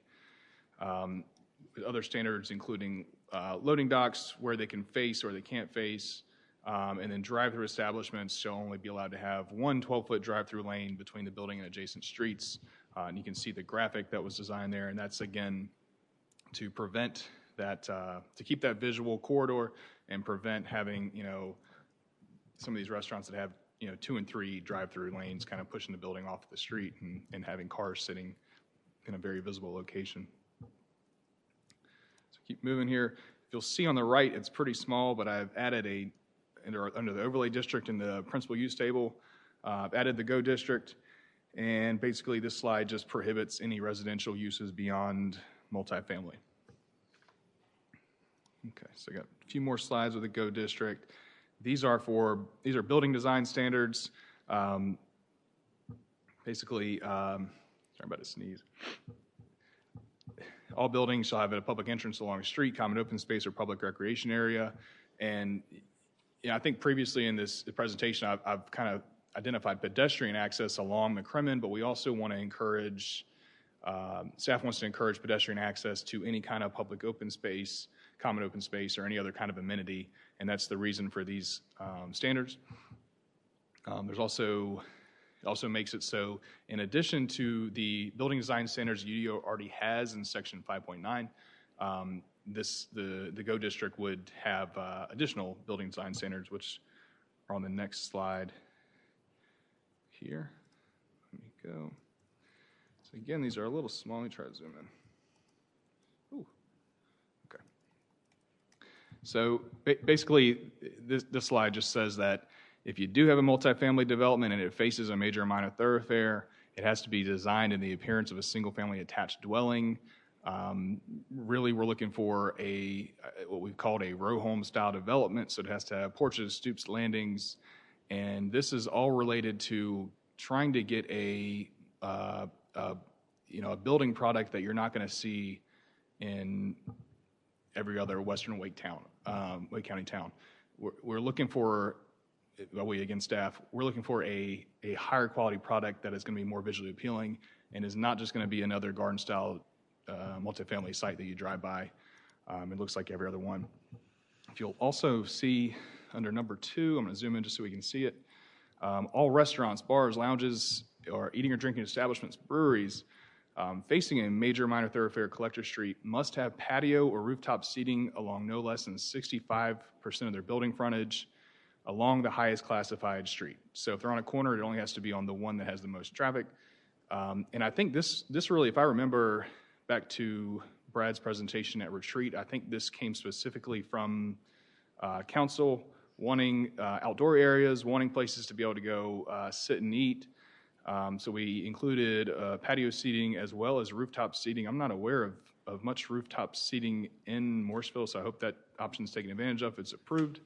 But again, this is to get folks outside, get some kind of human activity and human scale along McCrimmon. Zoom back out. Okay, and then I think I got just a few more slides in this. This is the last one. This just deals with parking orientation, basically says parking shall not be located between the building and the adjacent road, and that it has to be to the side or rear of the buildings, and establishes a maximum percentage of a street's block frontage. So they're wrong. A block street frontage, which can be occupied by surface parking. And that number would be 20%. And then, of course, at the bottom of the slide, it gives the planning director flexibility in case the developer says, "Well, this is completely impractical. I can't physically do this." They can apply and then get around that by providing a more enhanced street yard buffer of landscaping. Okay, so that is everything for the GO district. Is there questions about any of the other things I've covered since multifamily? I don't have a question, but I do have a comment. The showing the patio seating in front of the buildings, that's really the vision. I was hoping to see a lot along McCrimmon. Okay. And I don't think if we do anything other than require it, it probably won't happen, is my fear. One thing that might be helpful in advance of the next meeting, just to really demonstrate what you're talking about, the street parking, if staff could get a picture of the point at Crabtree versus Bainbridge, those on that corner, that's a really prime example of what their parking looks like between the street and the building and not. Because this council has really had that much of a discussion about whether or not we want the buildings right on the street or not. It sounds like we do want some setbacks, but I don't think we want the parking in between. So that would just be a real illuminating visual. Like Grace Park has the parking right in front of those buildings, which is functional, but I don't know if we want another one of those, although we love Grace Park in general. Okay, so you want to just be clear, you want to maybe an aerial picture of those two apartment complexes right there at McCrimmon, just to see the difference. Demonstrate what you're talking about, how the parking is less attractive that way, and it leads to less walkability. Okay. Yeah, we can do that. And something else I'll add to this and has come up through conversations is some of the apartments that are closer to the road do have like that wall feature and don't have the other design features that we're trying to establish here. So I wouldn't want that to scare anybody away, but yeah, we can get that example and any other requirements that you think would make the building more visually appealing. Please feel free to suggest as we work through this tonight. So thank you. And I'm looking at the top visual on this slide, and it doesn't look like there's a 15-foot step back there, but there's a small one that makes it more attractive. So yeah, so if you that is supposed to indicate the 15 feet. I don't know if it is exactly 15, but that is a visual representation of what that 15 feet would look like. Okay. So, thank you, sir. Sure. Thank you. Any other thoughts on his follow-up on the GO district? Okay. Seeing none. All right. So let's move on to what is this? This is the fourth zoning map amendment. And this is probably the trickiest zoning district in terms of it being the town wants to require a mix of uses, different building design. We need to coordinate with some of our regional partners. And so this is the transit-oriented zoning district, or the TOD. You can see on this slide there are 3 sections of the TOD, right, centered around McCrimmon, 54, and the railroad. I have identified them on the map of the more informal terms I use just to describe them: TOD East, TOD West, and the TOD South.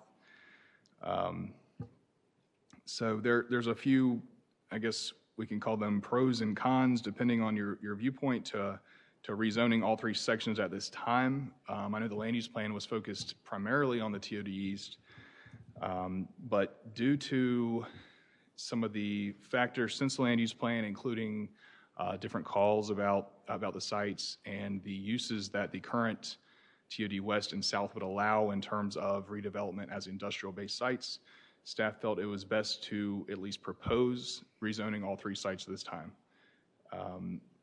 Clearly, I think through the land use plan process, the TOD East would be the highest priority. We have had a pre-submittal meeting already for a developer there who wants to develop research labs and other kinds of office buildings. But really, staff's proposed rezoning all 3 to get ahead of the curve and see if we can get these properties developed in a way that is compatible with the land use plan. Okay, so it is the TOD district, the Transit-Oriented Development District, and why it is named that is because this is a district that is going to be designed to not only rely on cars, but also rely on bus rapid transit, future railroad stop, which would be a commuter rail line, And again, I really think that this would be one of those identifiable districts that I mentioned earlier for Morrisville. So the TOD and the surrounding transportation infrastructure have kind of been in the works at least for many years now, and it hasn't come to fruition yet. But again, your staff feels that this is the time. Our anticipated uses include urban townhomes, multifamily retail, service, restaurants, and other items that would really support that transit district. So currently, the parcels in this area are zoned various zoning districts. It's kind of a hodgepodge of zoning districts and uses. We have single-family homes across the street from industrial sites, and some of it's undeveloped at this time. So let me keep going. And I'll say that this question came up at the Planning and Zoning Board. Actually, go back a slide if that's all right. So some of the land's undeveloped, and some of it currently is occupied, especially the TOD West and South. So the question came up at the Planning and Zoning Board. If this property is rezoned, does that immediately mean it's going to be developed into, high density, yada, yada? I would just say that the TOD South, we talked to those property owners, they did not seem interested in shutting down their operations anytime soon. They'd be allowed to continue as non-conforming uses if the use was, if the rezoning was approved. The TOD East clearly is mostly undeveloped, and I feel that would probably be the first section to develop if the rezonings were approved as presented. So let's keep going. So this is the TOD East sub-area plan taken from the land use plan. This really expressly shows what council's vision for the area is going to be or is. And I believe as part of planning's budget request this year, we've asked to hire a consultant to help design sub-area plans for the TOD West and South, and also draft a form-based code for those other areas.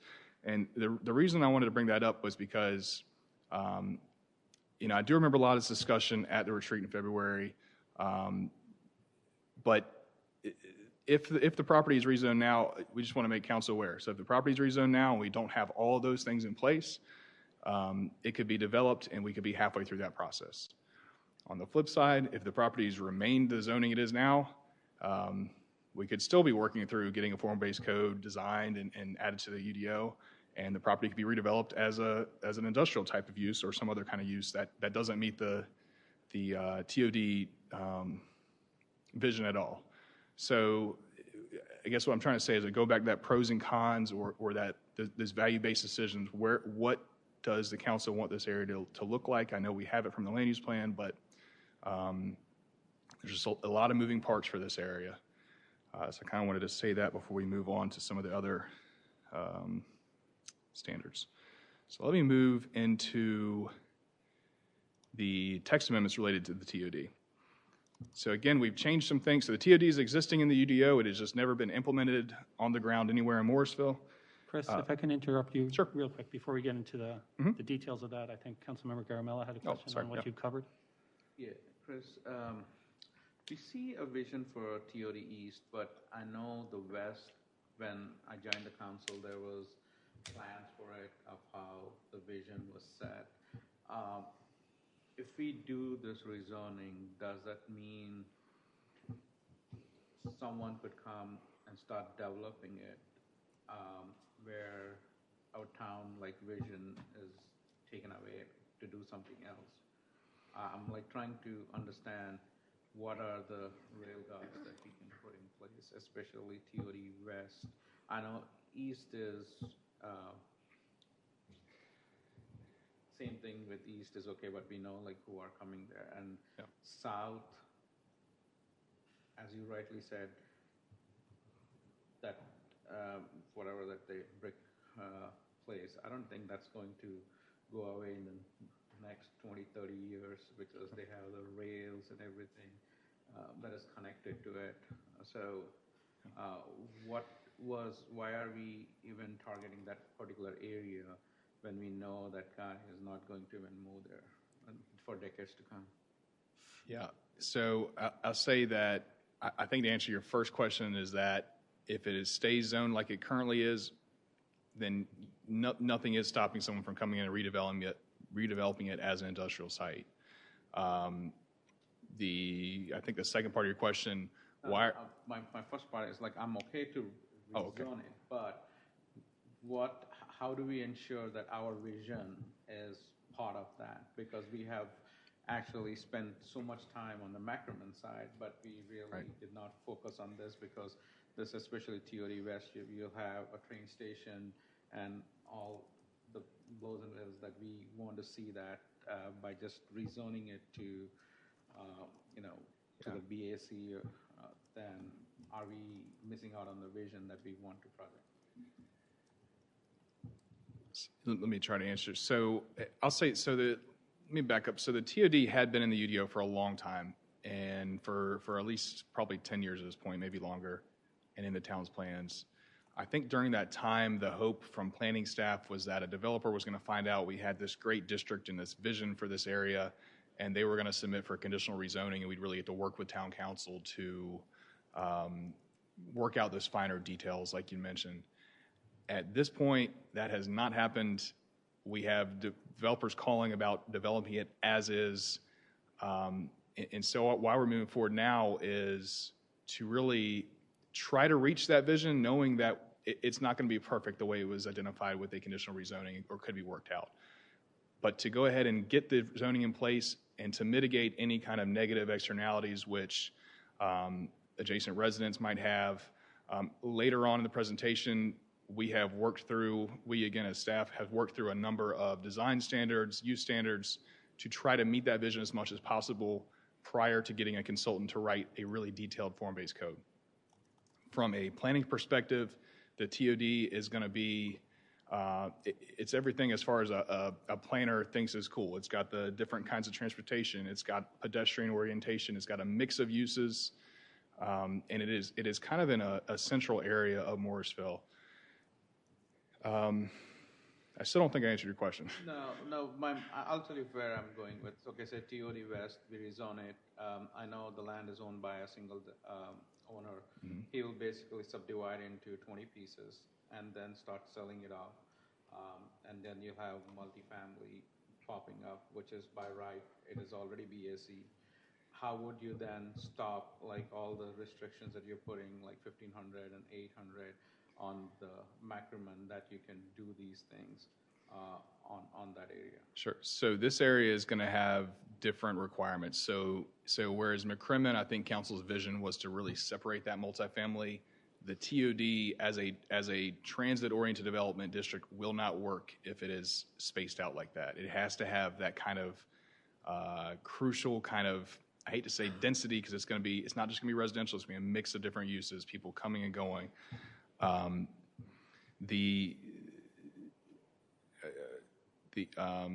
am I trying to say here? So we have in the code, we'll get to later, off of Church Street, there's a 300-foot buffer in which buildings need to be shorter.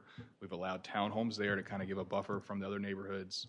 I'll also say I've talked to a lot of the residents of, and I can't remember the name of this neighborhood right here, but if you see my mouse, when we talk to them, they say, what are we looking at here that's directly across the street? And when I say, look, if this property is redeveloped, in the future, if it is, you're not going to have those trucks coming in down the road anymore. There are going to be probably more cars overall, but you're not going to have those dump trucks and other kinds of trucks that come there. The thing about this property here, the TOD West, what you said, surely the developer could do, as far as splitting it into many, many lots. The calls I have received from developers, specifically there's one out of Atlanta that's called me several times, they want to buy that property whole and redevelop it. So later on in our standards, we also have, again, different use requirements. You cannot just come in and put up a garden-style apartment for these uses. You have to have some kind of ground floor. There has to be a mix of uses. It can't be just one use in the entire building. There's other kind of design requirements. We also have block length requirements, which we could, say they're too long for you. We could shorten those block length requirements to have it really split up more like a traditional looking downtown. We also have wider sidewalk requirements. I still don't know if I'm answering your question, but no, you're getting there. Actually, you are getting. So, bottom line, you have some restrictions that you are kind of creating the vision that we are trying to get there. That's what I'm trying to. Yeah. And I'm not asking to vet it out right away, but sure. My idea was more about rezoning and boom, you'll get an application, in 6 months. All right. Something going against our vision. Yeah. Just to wrap up my final, so I think in our ideal mind, 5 years ago, a developer would have come to us and said, to the town and said, we want to conditionally rezone this property to do this. I think with the market conditions we have now, with companies moving right on our border, such as Apple, the reason we're pushing for this now, and we've rewritten a lot of the standards. We know it's not perfect, but your staff feels that this is the best way to go ahead and get it rezoned and to get as much standards as we can right now. Again, knowing we're not going to reach that perfect level. And as I get farther into the standards, there's stuff there's items, there's requirements that the council wants. Please let me know and we can get them added. Thank you. And the only thing, the last is the roadways, because for me, there's nothing. Like if there is a train station at the end, that, usually town of Cary has a 40-40 vision, a 20-40 vision where they say this is the street dedicated to go to the train station. So I've not seen like plans for inside like these TODs that if we can use those measures, then we know exactly how the alignment is going to be. Yeah, and so that brings up 2 points. I'll say during the Planning and Zoning Board, a question came up: how many people are going to be displaced from this area due to the railroad commuter rail? That answer is none. So the plans that are being set would be all within the current railroad right-of-way.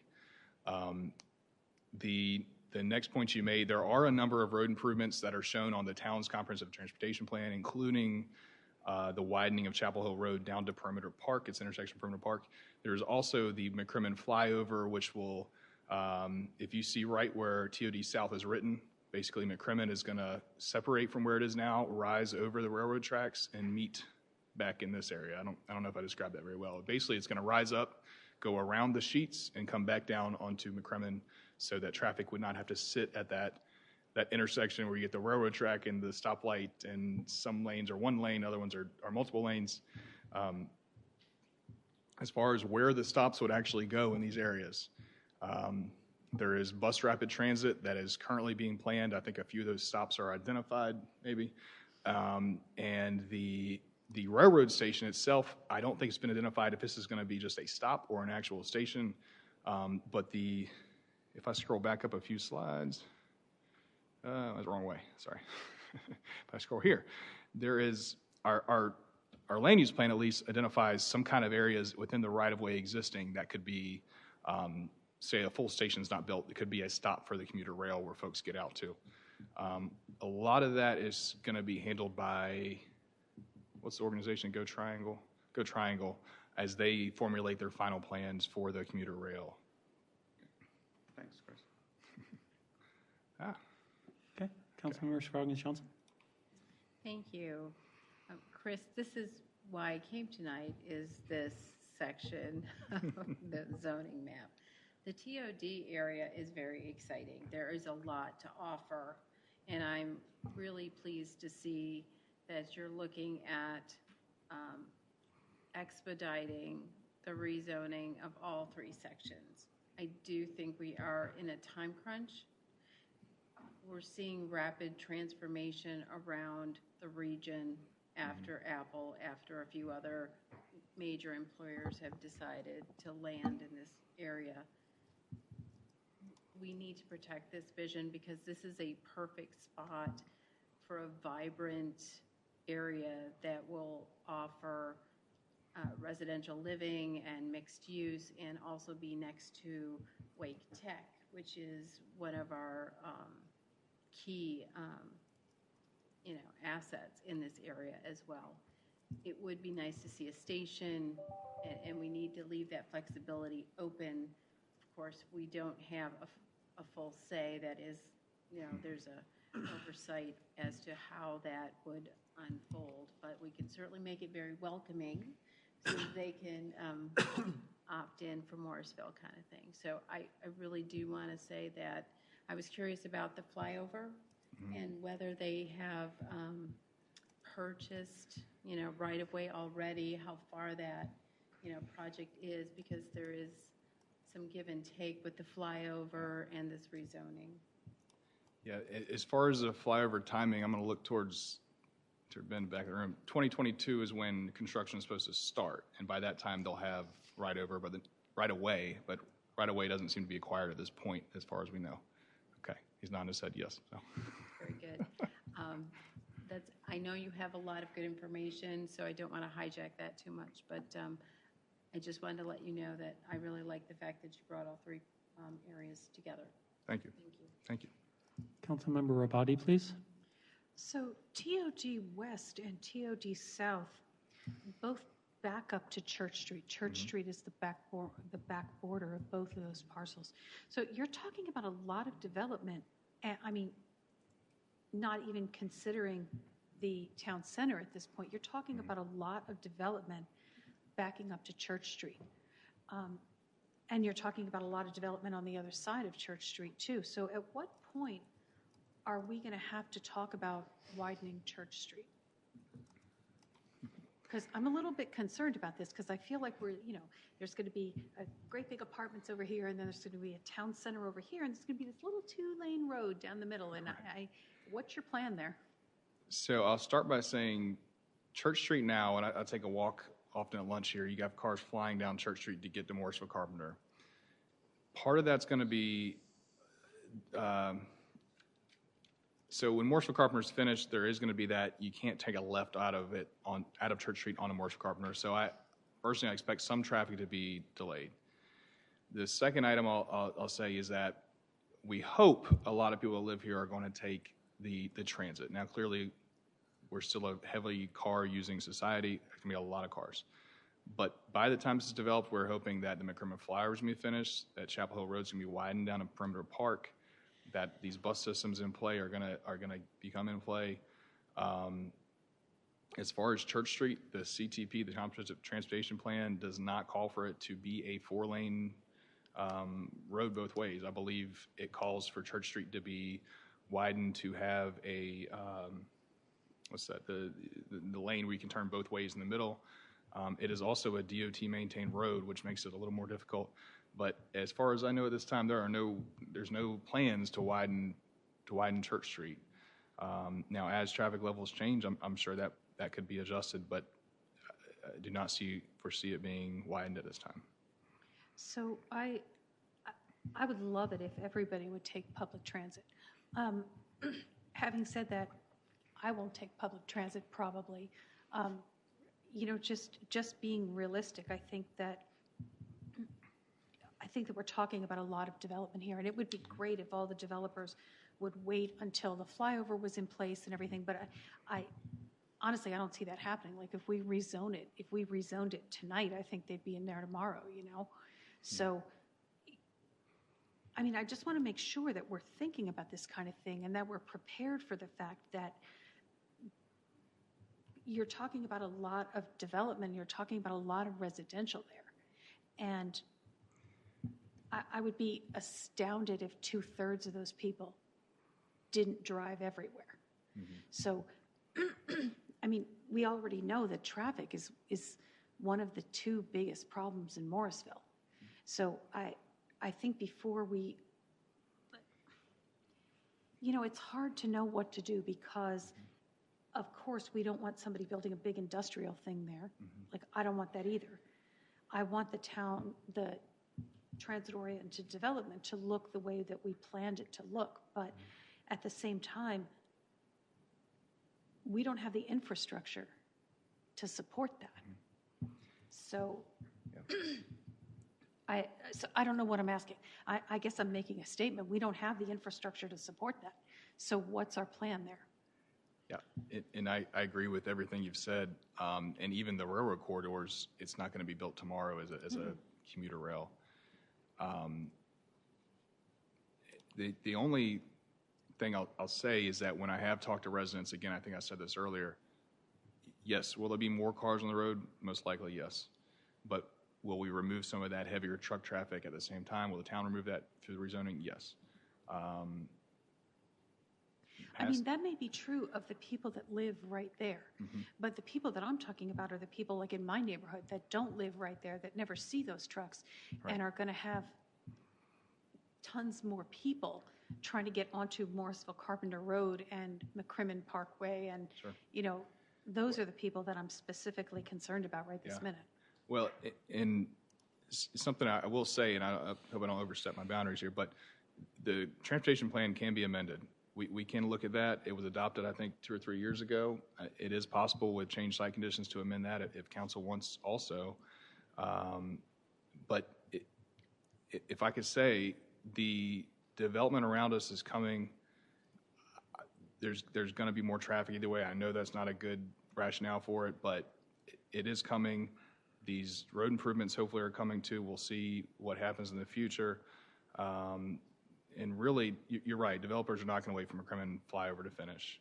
And I think, in my time in Morrisville, I've watched a lot of council meetings and planning and zoning board meetings, and it's that same chicken or egg, question. And I don't think there's a right answer. Well, is there a way that we can make the developers pay to widen Church Street as they develop next to it or anything like that? Yeah, there is, but it would have to be identified in the transportation plan. Okay. And they would widen their half of the road. That's what happens if you drive, let's say, along Church Street right now where there's a few townhome developments. Part of the road's widened because the CTP calls for the road to be widened. Right. So that is a possibility in that area, yeah. Okay, thank you. Planning Director Spiegel.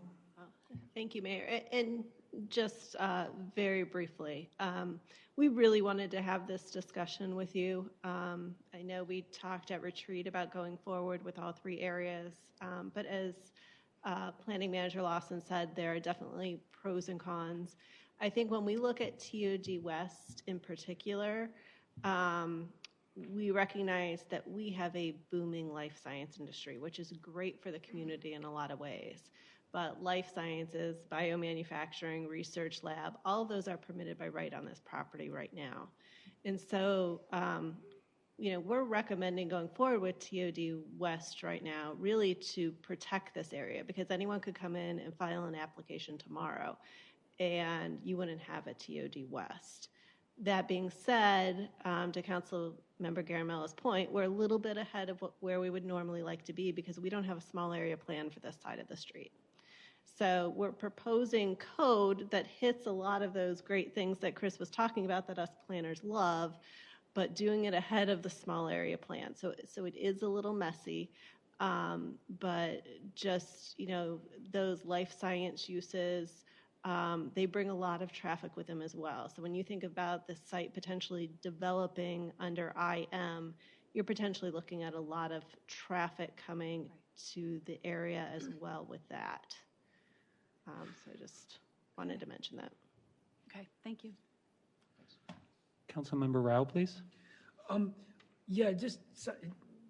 As I look at all of these different areas, even going back to the Business Activity Center, something that Councilmember Rabati triggered a thought in my head.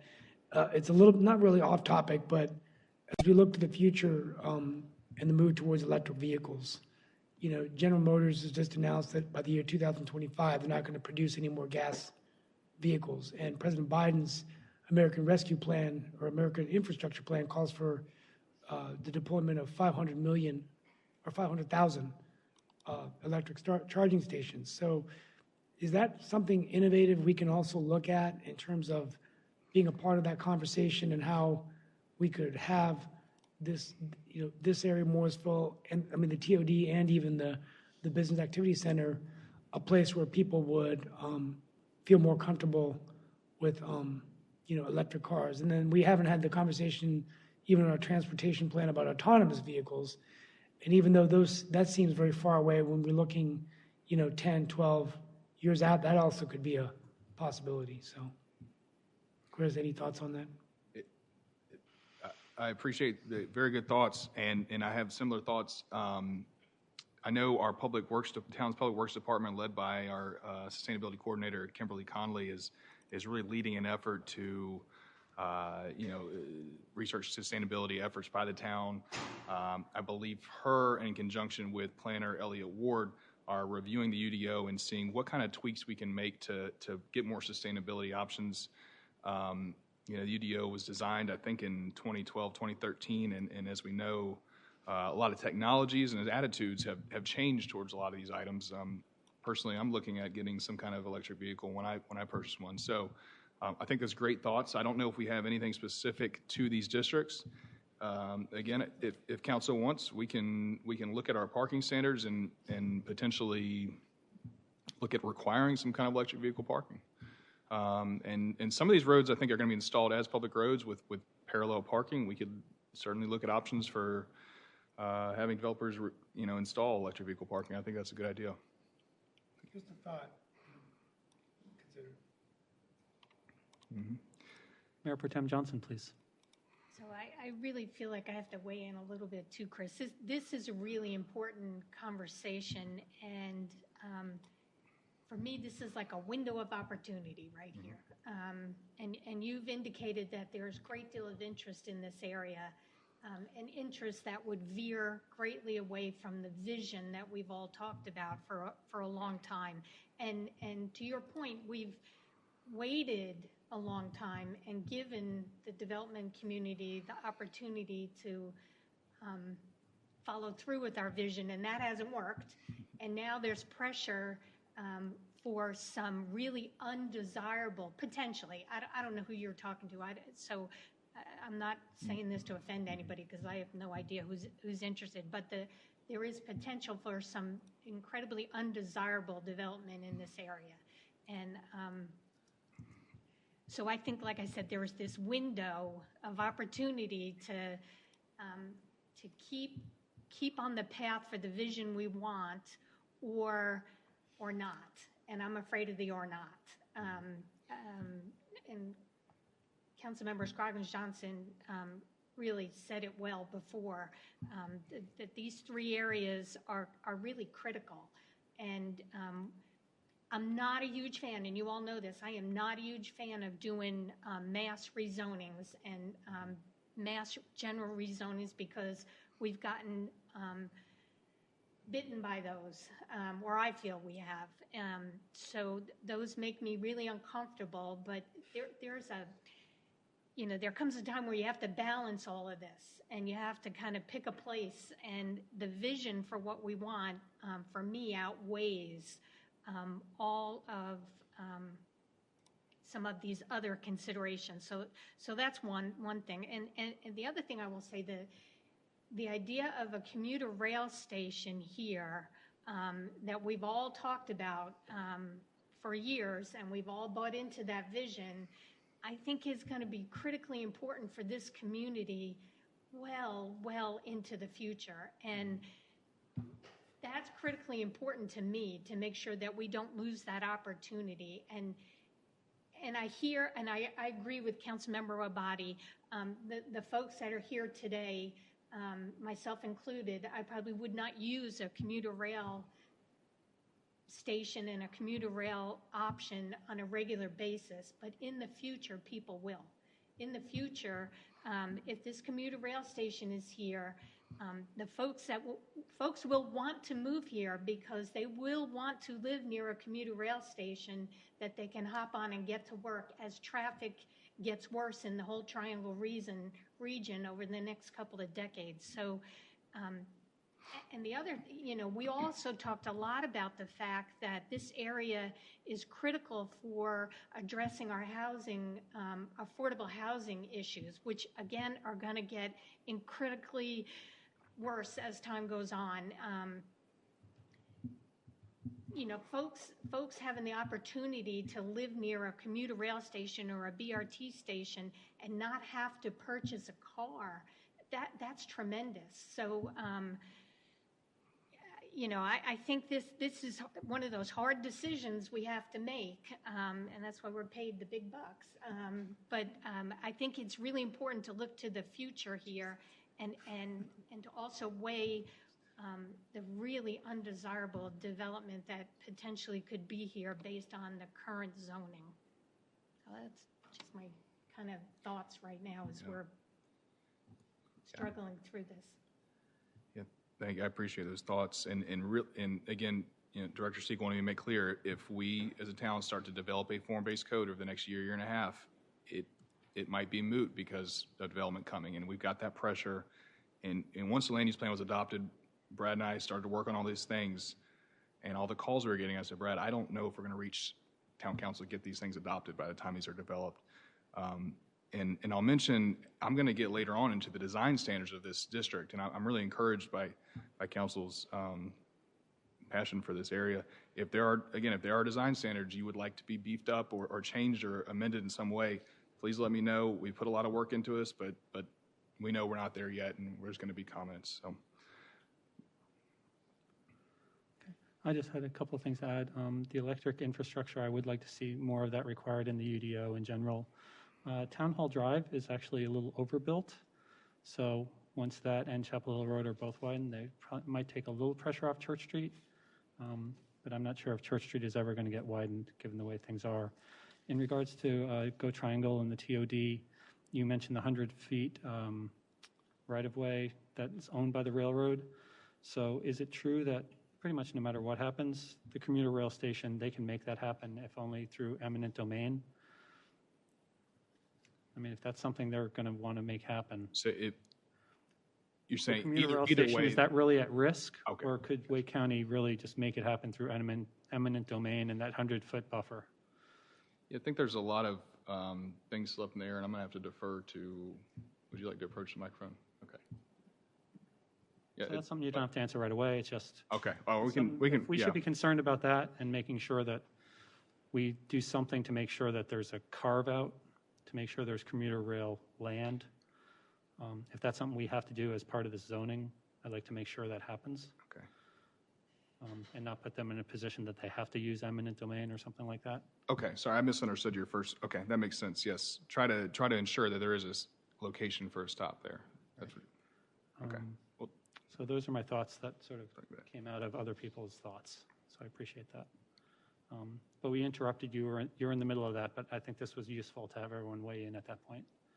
I agree. Let me see where was I? Okay, so we're past those. So those are the areas. I think we talked about that. Where were we? There's the sub-area plan. Okay, so we're back to, this is a page at the beginning of the UDO, which we have a section which goes through every zoning district the town has, and it identifies development standards as far as how big the lots should be, the setbacks, the building height, other things like that. Of course, and it also establishes a clause for the purpose of the district. So staff has just added some language at the beginning to ensure that there is a good mix of uses and that not, you can't have a building just be a single use. Actually, if you'll see that final sentence here, that's copied throughout different parts of the UDO, that some of the mixture has to be a healthcare use, an eating and drinking establishment use, entertainment, retail sales and service, visitor accommodation. So those were selected from the principal use. So the principal use table is broken down by, larger groups of uses such as, let's just say manufacturing, then it's broken down into assembly manufacturing, traditional manufacturing or different items like that. So those uses are from the principal use table and are groups of larger uses. And that's designed to have that pedestrian activity along the ground floor. So as we scroll down, you'll see that single-family detached dwellings have been eliminated. Thought process behind that doesn't really make a lot of sense to have single-family detached dwellings in a district that may be designed to need that kind of critical mass of folks to use different transit options. Also added a few different footnotes, adjusted the height, so there is actually a minimum height in this district. The next page has the footnotes, which I will get to.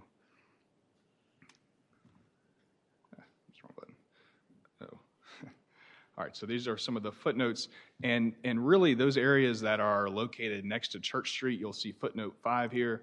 Any building located within 300 feet of Church Street, South McCrimmon Parkway, shall only have a maximum height of 45 feet. So this area is directly across from a single-family neighborhood. The maximum height in that zoning district where the single families are is 35 feet. So these buildings theoretically would only have a maximum height of 10 or slightly more feet. So again, we're trying to get that critical mass without having the shock of waking up and having a giant building next to your house. So again, if you continue with that sentence, all buildings next within 300 feet of a major thoroughfare shall have a maximum height of 55 feet. Again, I think this came out of council's discussion at retreat in which I think some members of council talked about, don't want to be driving down these major roads, and all of a sudden we're right next to a giant building. So let's see, and then multifamily dwellings are only allowed on upper floors. And then they are allowed on some ground floors, but again, most of the building has to be a mix of commercial and institutional uses also. And then number 7,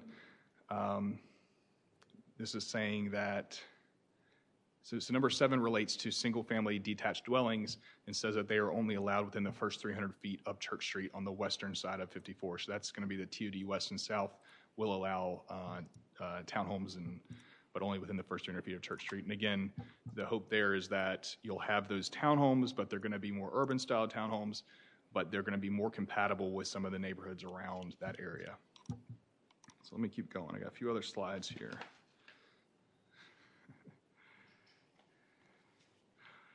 So these are some use standards. So if you build one of these uses, these are just a standard for any use you have. The top one, again, says that multifamily units shall only be allowed on upper floors and the ground floor areas that are not otherwise required to be a use established as being allowed in the TOD, including the healthcare, eating and drinking establishment, entertainment. Basically, this is, again, trying to prevent any kind of multifamily from just taking over an entire building and really encouraging the mix of uses between levels of the building. And then the second one is, again, that townhomes would only be allowed within 300 feet of Church Street.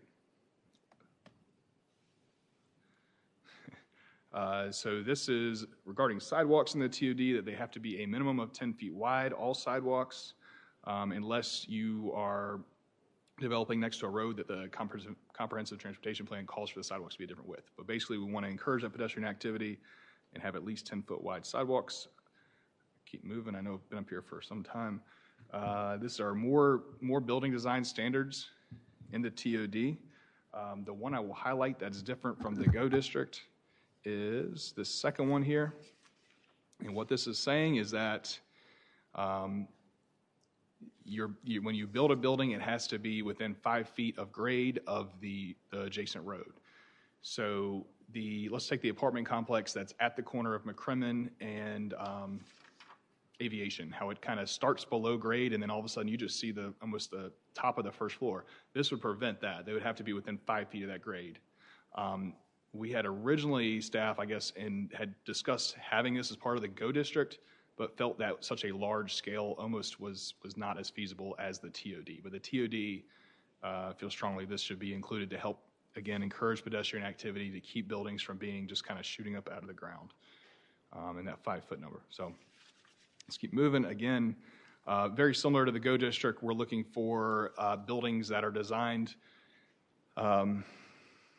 If you got some kind of multifamily or single-family attached building, a townhome, it's going to look more like a row-style house rather than a traditional garden-style apartments building or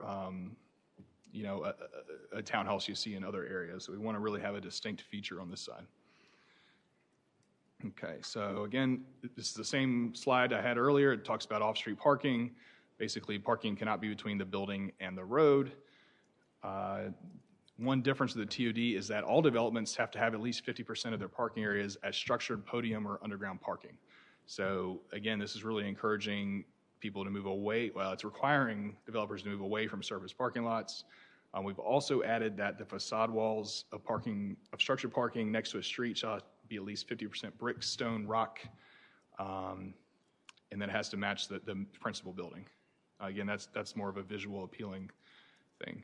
The last sentence came up during the Planning and Zoning Board. Just want to make sure clear that podium parking must face internal to the site and not be visible from the exterior road. So you're seeing the front of the building with the parking behind that building.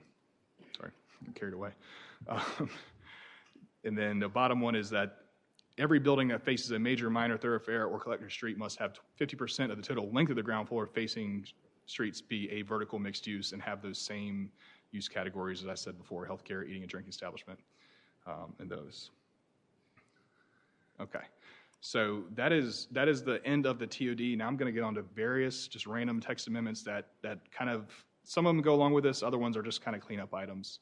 Do you want me to stop, or I'm almost done? You want me to just get to the end and we can take questions? Okay. All right, so this is, the next two come out of land use plan discussions as far as acquiring more green space. So you might remember at retreat, I had a presentation for you which had to get cut and bumped to a different, that was about design standards for recreation areas.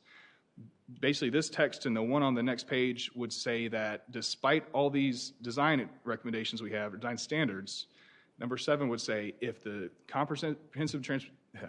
if the land use plan identifies an area as being shown for a park space within a site, town staff, mostly Director Siegel, would have the authority to say, okay, you don't meet any of the top 7 standards, but our plan shows this as being an area which the town would like to have some kind of green space, and she would have the authority to accept that in lieu of a parkland payment in lieu, or in lieu of a commercial common open space. So again, payment in lieu comes from residential, common open spaces from non-residential. And common open space would have to utilize these 2 options. There's a number of options for it in the UDO, but it would have to be these 2. And so again, the mindset is we want to get those recreation spaces near commercial, near residential. We want to get some of that land. If you'll notice, I'm flipping back and forth, but it is not a shall, it is a may. So there is some kind of staff level discretion to say, okay, we showed this on the plan, but now that we look at it on the ground, it's not exactly what we wanted. You still have to pay a payment in lieu. So that's what that is. Just kind of really quickly getting to an area which staff can accept some kind of land dedication should it be desirable land. All right, so this is the last slide. This just shows some definition amendments. Brewery, distillery, the town did not have a use category for distillery at all. This really came out of my own mind that it might be useful to have some kind of definition for distillery to allow, should someone want to not only brew beer, but also to make some kind of spirits. We've eliminated some of the general statute references in case those change and really just pushed it back on an applicant getting permission and authorization from the ABC board. Second definition we've already covered is the biomanufacturing. Again, worked with private folks on this, had a lot of feedback on it. The people that want to build biomanufacturing in Morrisville seem to really like it, so take that for what it is. And the last one is research lab, and the 2 definitions of biomanufacturing and research lab had originally been smushed together for PZB. Found out that our PZB and some of the private side folks didn't like it being smushed together, so we've separated it back out, but made clear that research labs shall not turn into a warehouse distribution or manufacturing use, that they shall be true research labs in the hope that they can be next to an office building, and as you drive by, you don't notice the difference between the 2. We're hoping that would give it more flexibility, and maybe in the future we can examine other zoning districts which could house research labs. Okay, so I'm finished with all my amendments. Clearly, your staff recommends approval on all of these.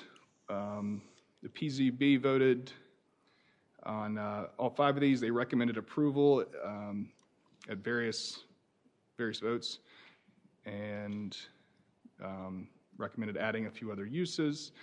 Let's move on. The action items. So we're presenting this as one peak item, but it is 5 separate actions that would be required by the town council. Question came up at PZB, can we do one today and then wait on some other ones?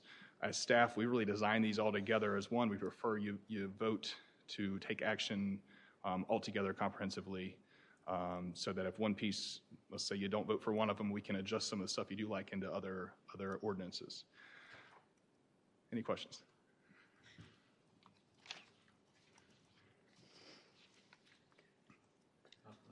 Not seeing any questions right now. We're scheduled to go till 8:40 before break. Are people feeling we can have the public hearing now, or you want to? We do the public hearing. Yeah, let's go ahead and open up the public hearing at this point. And get that taken care of. Town Clerk Smith, I open the public hearing. Are there public hearing people in the room? There were no individuals present to provide public hearing comment. Or what?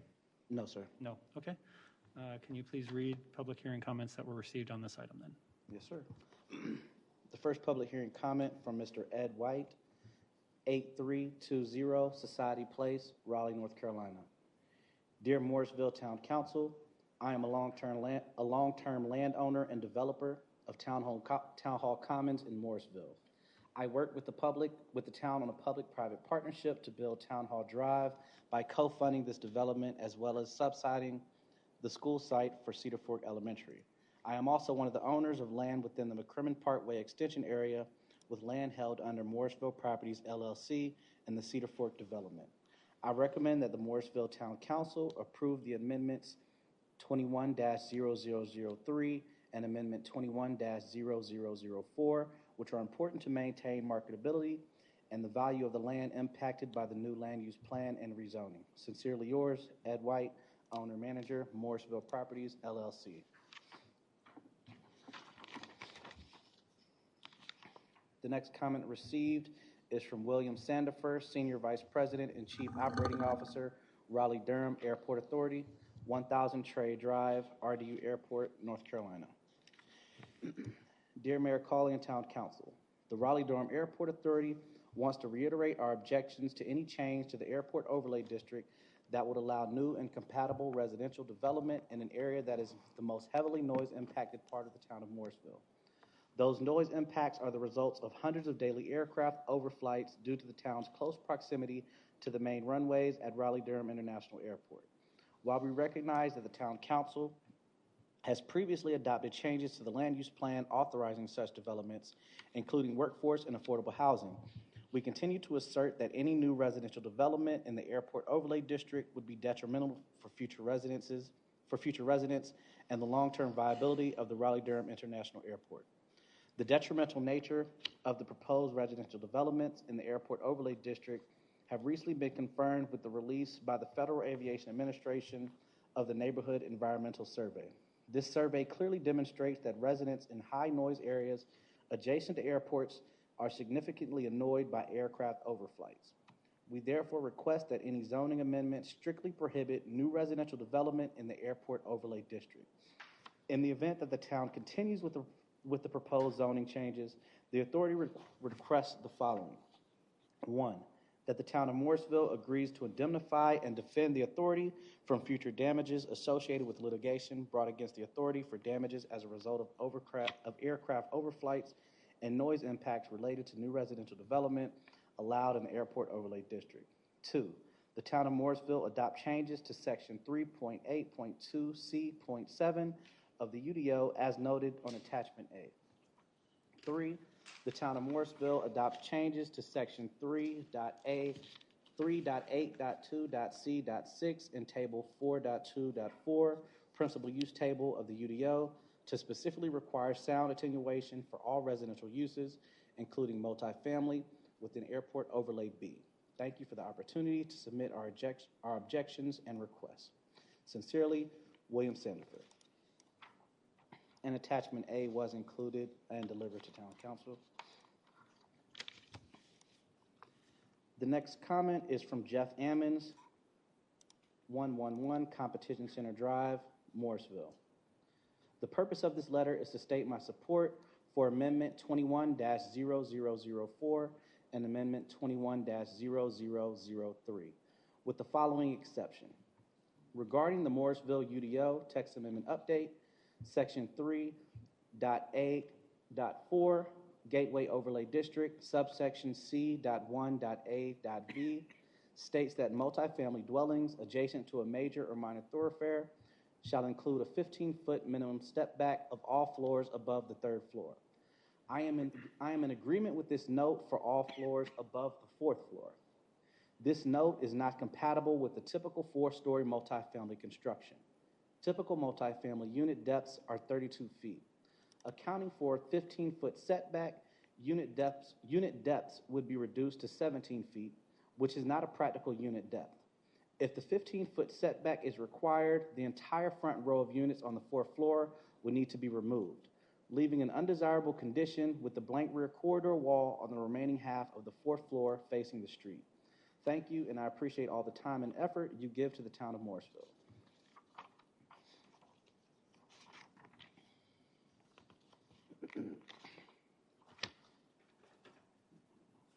The next comment is from Suvash Shah, 111 Canberra Court, Cary, North Carolina. My Morrisville investments are in Town Center District, the Commercial Corridor, and Perimeter Park. The new land use plan was developed with a focus for McCrimmon Overlay Extension Area, the transit-oriented development, and the town center. Going through the land use plan revisions, there is not a single revision or a comment for corridor commercial. It was expected that there were new changes in usage. Under Chapter 160D compliance, major modifications are done in the UDO without proper due diligence, and purpose of each district are no longer aligned with allowed usage. Slater Road plan this year was approved on the following reasoning, but it is no longer allowed in CC. The Slater Road plan in CC district approved encouraged people staying near offices and walk to retail and shopping as a better use. This is consistent with CC purpose in 3.6.2 that CC district also accommodates higher density residential and live work uses in locations outside airport overlay, and district regulations encourage pedestrian scale retail development and provide opportunities for residents to walk to meet some of their daily service, entertainment, and open space needs. Unfortunately, all residential options are deleted in the UDO for CC, defeating the purpose of the CC district. Some examples of inconsistencies in the proposed UDO changes are: 1, retail services between 20,000 and 50,000 square feet are not allowed in TCC and TCR. 2, dwelling, multifamily greater than 50, not allowed in TCR or CC. 3, office is not allowed in TCR. 4, office building is allowed, but office park is not allowed in CC. 5, bus station is not allowed in TCC, TCR, RT, or CC. 6, sports training facility not allowed in all activity centers, including the McCrimmon Extension and CC. 7, park and ride terminals not allowed in NAC, BAC, TCC, or TCR. Town Council needs to review each usage changes and approve or disapprove based upon purpose and objective of each district or change in purpose of the district.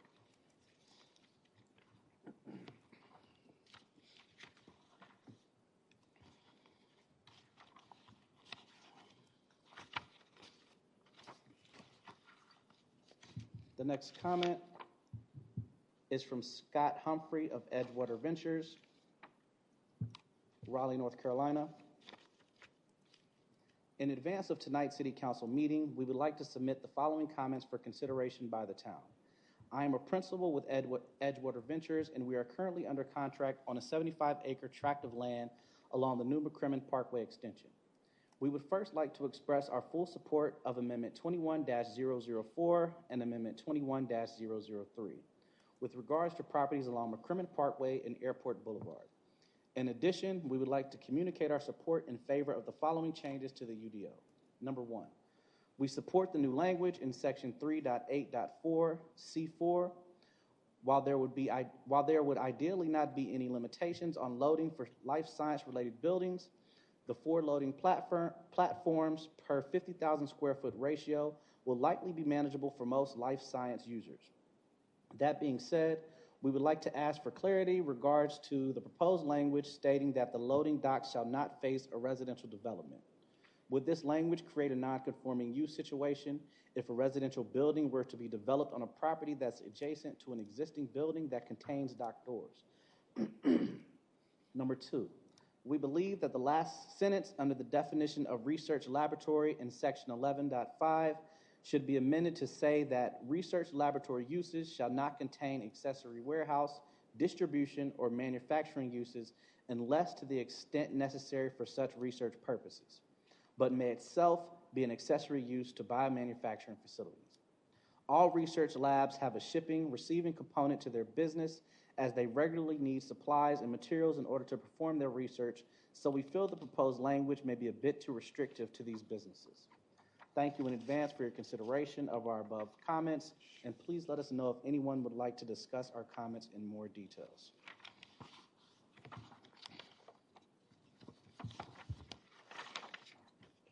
The final comment is from Tim Skinder, Vice President, King Street Properties, 900 Perimeter Park Drive, Morrisville, North Carolina.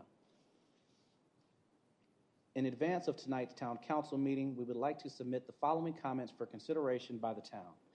I am Tim Skinder, a Vice President with King Street Properties, and we currently own East Ridge at Perimeter Park, an 8-building, 480,000 square foot business and research park at the intersection of Airport Boulevard and Perimeter Park Drive. Given the other changes occurring in the UDO and use standards, we will be supportive of the town considering adding research laboratory as a permitted use to the corridor commercial district. We feel these research laboratory uses are consistent with the vision of the comprehensive plan for corridor commercial districts. Kindly, Tim Skinder. All comments were provided to council in their entirety and will be entered into the public record. Okay. Thank you very much. Does anyone have any questions about anything we've heard in the public comments, or want to have any other thoughts or direction for Chris and the rest of the council to consider moving forward at this time? Mayor Pro Tem Johnson. So I'm going to make a recommendation that we leave the public hearing open at least to the next meeting. We've talked about a lot of issues here tonight, and I think it would be important for those that are listening to be able to weigh in if they choose to. So I'd say we leave the public hearing open. I agree, but when we're done with our discussion, I'll ask if anyone wants to make a motion. But I agree with you with that. We have discussed a lot tonight. I'd like to just share a thought and possible discussion. The idea of the form-based code, I know staff has brought that up a number of times. I was very excited about it. We've heard concerns from residents about apartments, and form-based code might give away our guardrails on that. So that's just a concern that I have. If we can get to where we want to be by using another overlay district, like the Gateway Overlay District or something like that, that might be a quicker way to get to what we want. Speaking of which, a lot of the TOD language, I really like the idea of perhaps adding that to our Gateway Overlay. The all buildings fronting McCrimmon Parkway must dedicate 50% of the total length of the ground floor facing said streets for uses allowed in the Gateway Overlay District, like healthcare, eating, drinking establishments. I think there might be an opportunity there to really reach our vision by taking some of the language you're really making for the density in the TOD to make it a livable, walkable destination for our McCrimmon Gateway Overlay. So that's sort of up for discussion if people want to weigh in on that, but I'd love to see language that would require that, since we are able to require it, to make sure that it is an area for everyone. So those were just some thoughts I had on a lot of what we talked about tonight, which was a lot of really good discussion.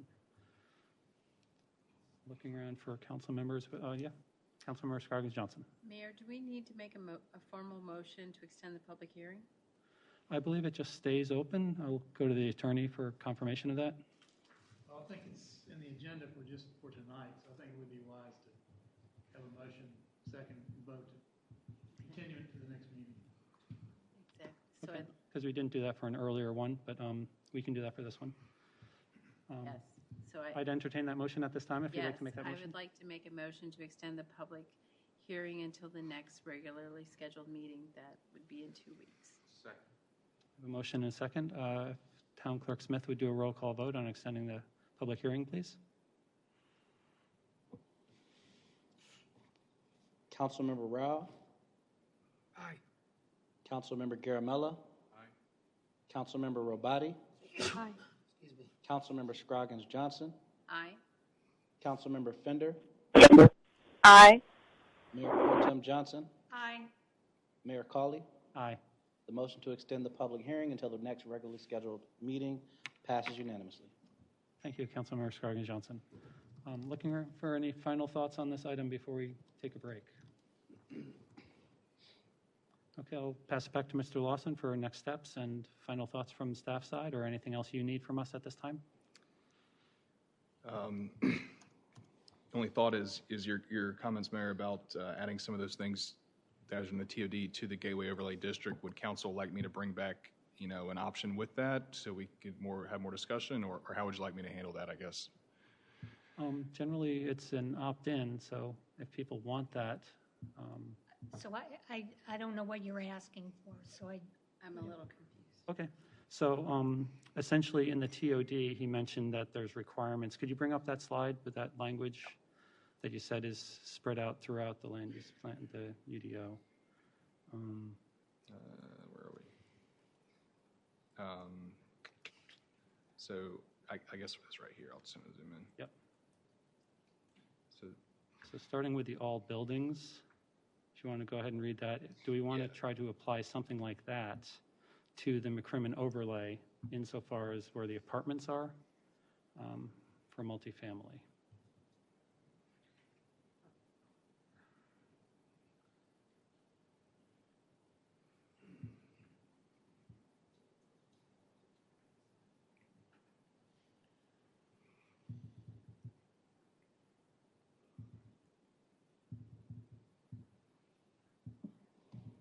Mayor, I'd like to give this more thought. Yeah, I agree. I think it's almost 2 hours. We need a break.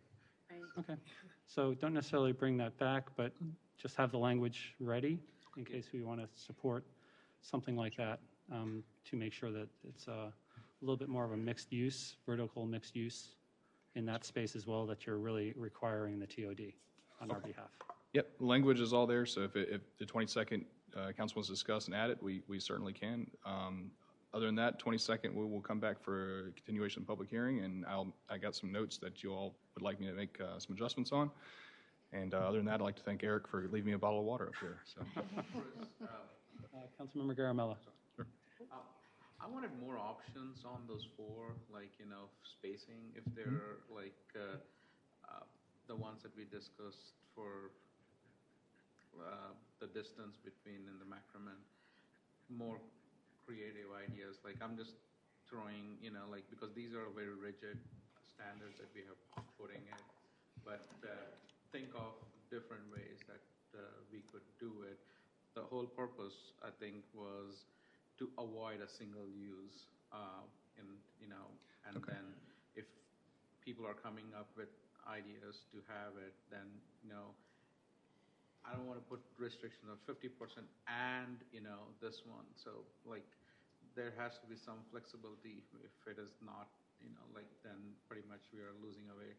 The idea is not to have apartments, but to have different uses.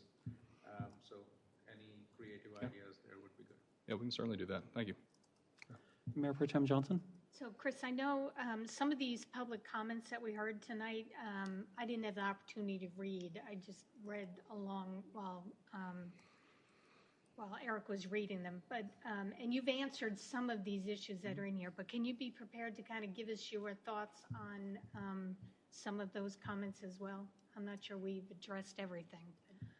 Yeah, I certainly can. Actually, I heard two that Eric read that I thought were actually pretty good ideas about research lab definition and maybe allowing it in other areas if we're going to restrict research labs to look more like offices and function like offices.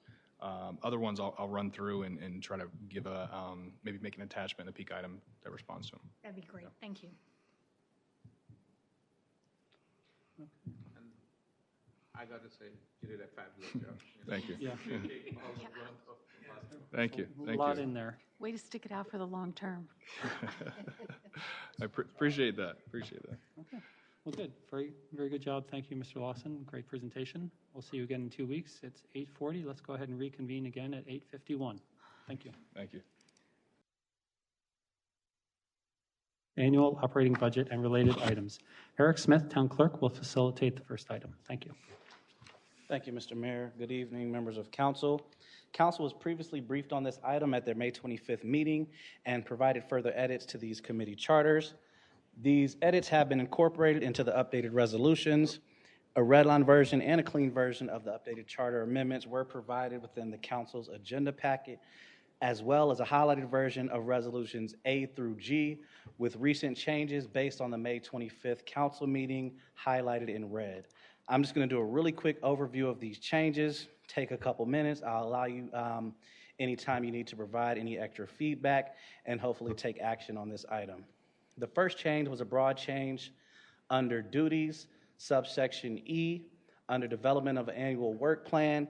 We just wordsmithed this section just to be a little less verbose. It currently states, we'll develop an annual work plan for review and endorsement by town council.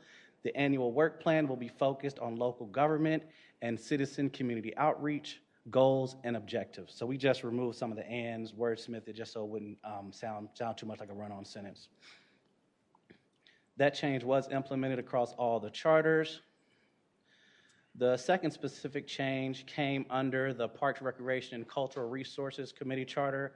We added the Parks and Recreation Master Plan and Comprehensive Master Plan under the purpose as requested. That's highlighted here in red. Under Duty 3, we also added that the long-range plans in alignment with the Parks and Recreation Master Plan to include the tracking of committee work plan goals and milestones. We just add a little more detail here as requested. And those were the only changes to the Parks and Recreation Committee charter. The next set of changes came to the Senior Advisory Committee charter. Under purpose, we added Parks and Recreation Master Plan for Town Council consideration in the Parks and Recreation Master Plan, I apologize, and that is the only change, substantial change to this charter besides the broad change under the work plan development.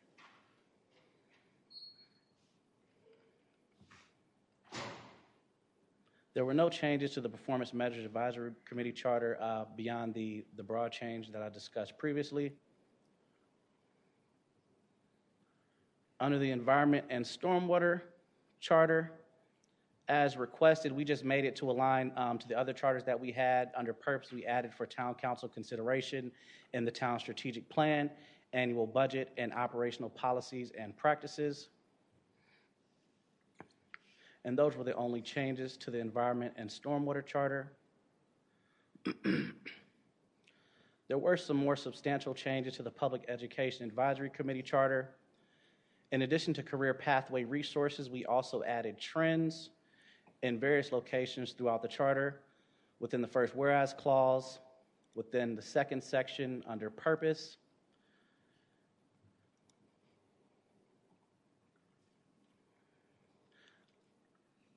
under item number 6, we added career pathway resources and trends, and we also went into further details regarding the gaps that would be closed. And we stated in order to close workforce skill gaps, we just added workforce skill gaps to provide some further detail as requested. We corrected an error here just to ensure that it's similar with item B. We added the S to representatives here as requested. Those were the only changes to the Public Education Advisory Committee charter. Under the Smart City Steering Committee charter, we just add a little more clarification here. There are no technical requirements for non-technical members under the section titled Committee Membership. And those were the only changes that were made to the charter based upon the May 25th discussion. I'll open up the floor for any questions and ask that council take action on the charters, on the charter amendments.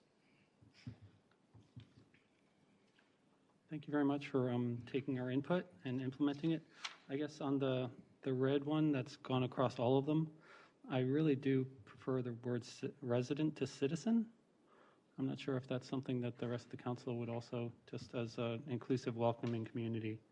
I was wondering if the rest of the council would be okay if we just change citizen to resident/community.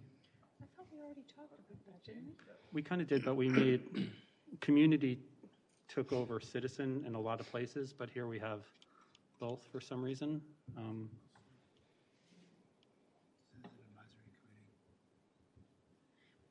Are there any cases where there is not going to be a resident on our advisory board? I think there is an exception with one of the senior advisory committees. Yeah, the technical members of the Smart City don't necessarily have to be a resident, I would think. That's right. But I think this is more for the work plan to just, that's more about the outreach. It's not about the members of the committee, I think, under the duties here. So that's where I'm going, is just to be more welcoming and inclusive by saying resident instead of citizen. I don't think there's any downside to doing that. Mayor Colley, could I suggest if we just remove citizen altogether and just left community outreach goals? That way it'll align with the edits that we did to the first whereas clause. You You got head nods on that? Yes. I think that's a great solution, Clerk Smith. Thank you. Did anyone else have any other thoughts? We did most of the hard work last time on this one, so we appreciate staff bringing those back again. I just want to thank Eric for all your hard work on these committees.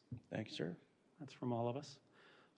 Okay, I'd entertain a motion to approve in that case.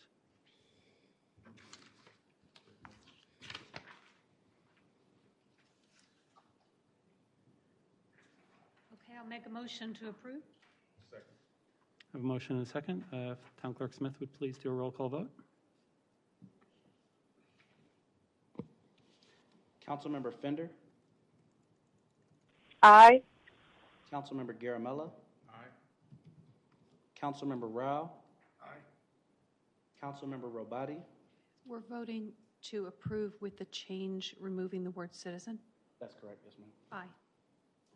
Councilmember Scroggins Johnson. Aye. Mayor Pro Tem Johnson. Aye. Mayor Colley. Aye. The motion to approve resolutions 2021-198-0 A through G passes unanimously. Okay, excellent. We all, speaking for everyone, we all appreciate the citizen committees, resident committees, and everything that they do for us. And hopefully this will make it a little bit easier for them to do their work on behalf of the rest of the town.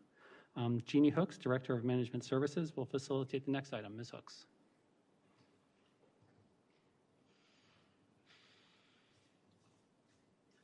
Good evening, Mayor and Town Council. So tonight is the night we are looking to seek approval of the fiscal year 2022 budget and capital investment plan.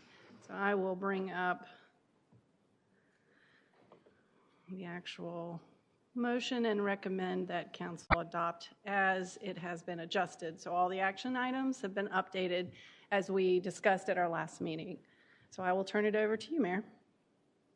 Okay. Does anyone have any questions or anything? We can have our comments afterwards.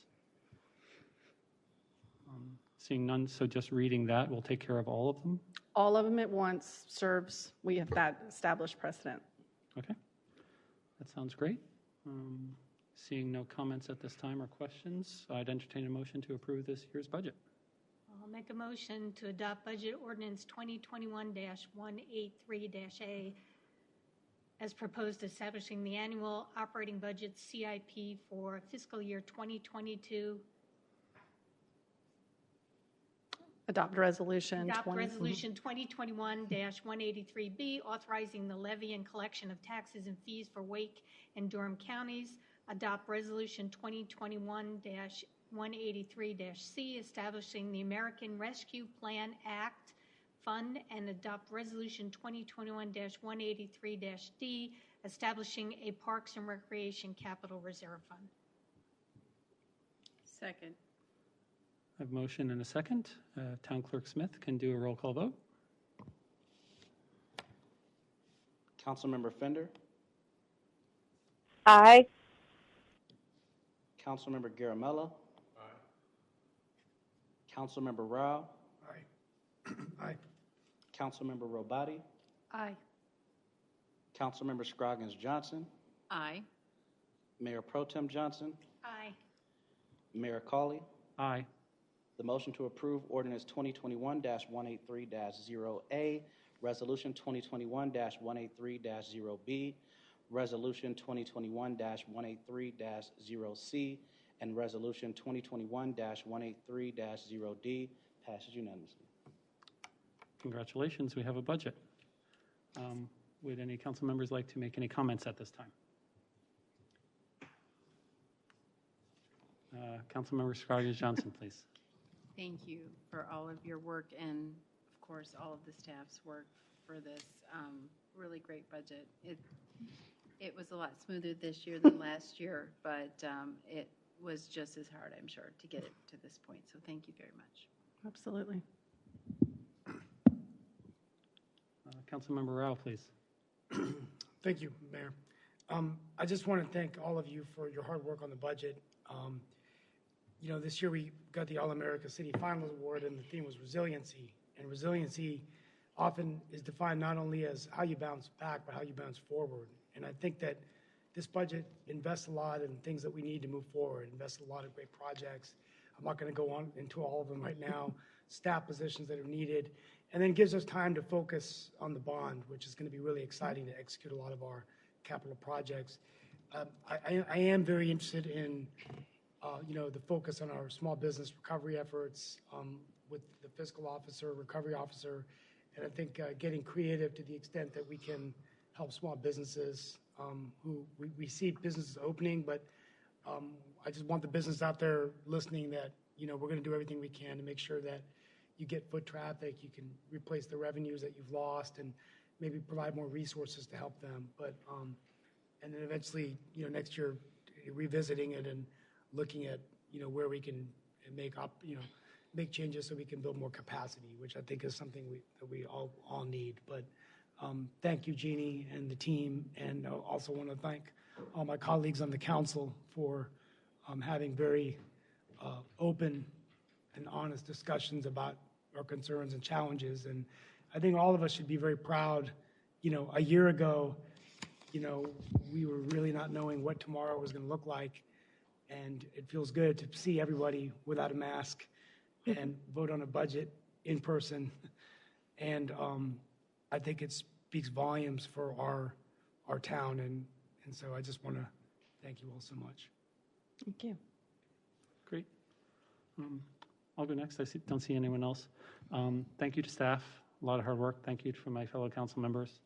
Lots of great discussions led to this budget. There's a lot to be proud of in this budget, including support for our first responders, a focus on sustainability, and right-sizing the compensation for our world-class staff. As Coach K says, it is the next play that matters. With these decisions made, how can we now best prepare our town for what is to come? How can we make sure we make the most of our ideal location, our vibrant community members, and our staff to make Morrisville an even better place to live and raise a family? I look forward to those conversations throughout the year and making the investments necessary when those opportunities arise to enhance the quality of life for our diverse, inclusive, generous, and welcoming families. Okay. So does anyone else like to make a comment? Mayor Pro Tem Johnson? I just wanted to thank our staff, too, for the great work you did. And I'm going to echo what Councilmember Rao said.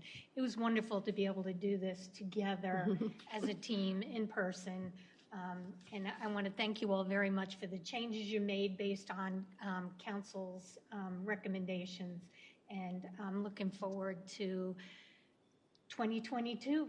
Budget year 2022, and I too agree that our citizens should be really proud of this budget. It includes a lot of projects that are important for the community, and it also shows how we prioritize what's important to our community. So, right. So thank you all very much. Absolutely. Okay. Anyone else? Yeah. Councilmember Garamella? Exactly like what Steve was saying, 1 year ago, we were not sure where it was. Had I known we were going to get ARPA money last year, it would have been much better in planning how to do it. But nevertheless, it was a good budget, and I think thanks to Martha and Jeannie and their entire department for coming up. And I like where the bonuses were much deserved. And I think that's, I hope, staff appreciates that we care about that. Absolutely. Okay.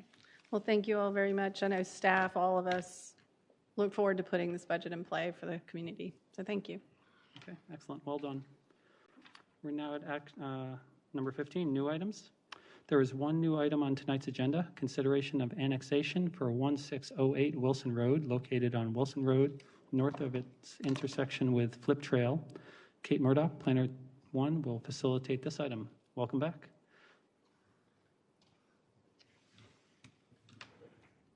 There you go. Scroll down just a little bit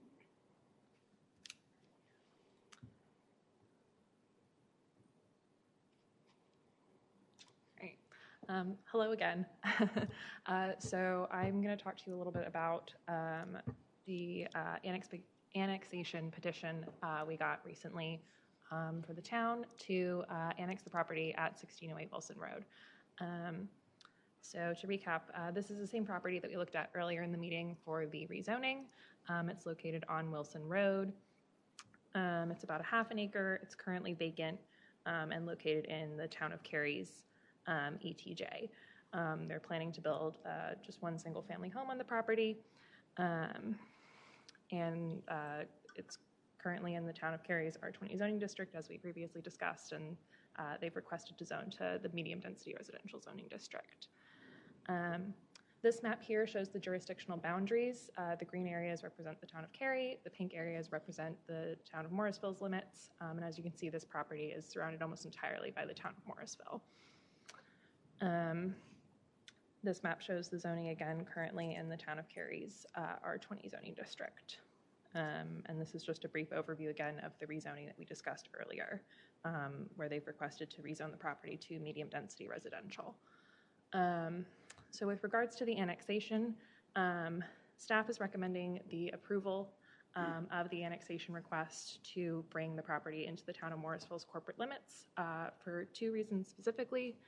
One, the town has historically honored voluntary annexation requests, and two, because the petition does meet all statutory requirements.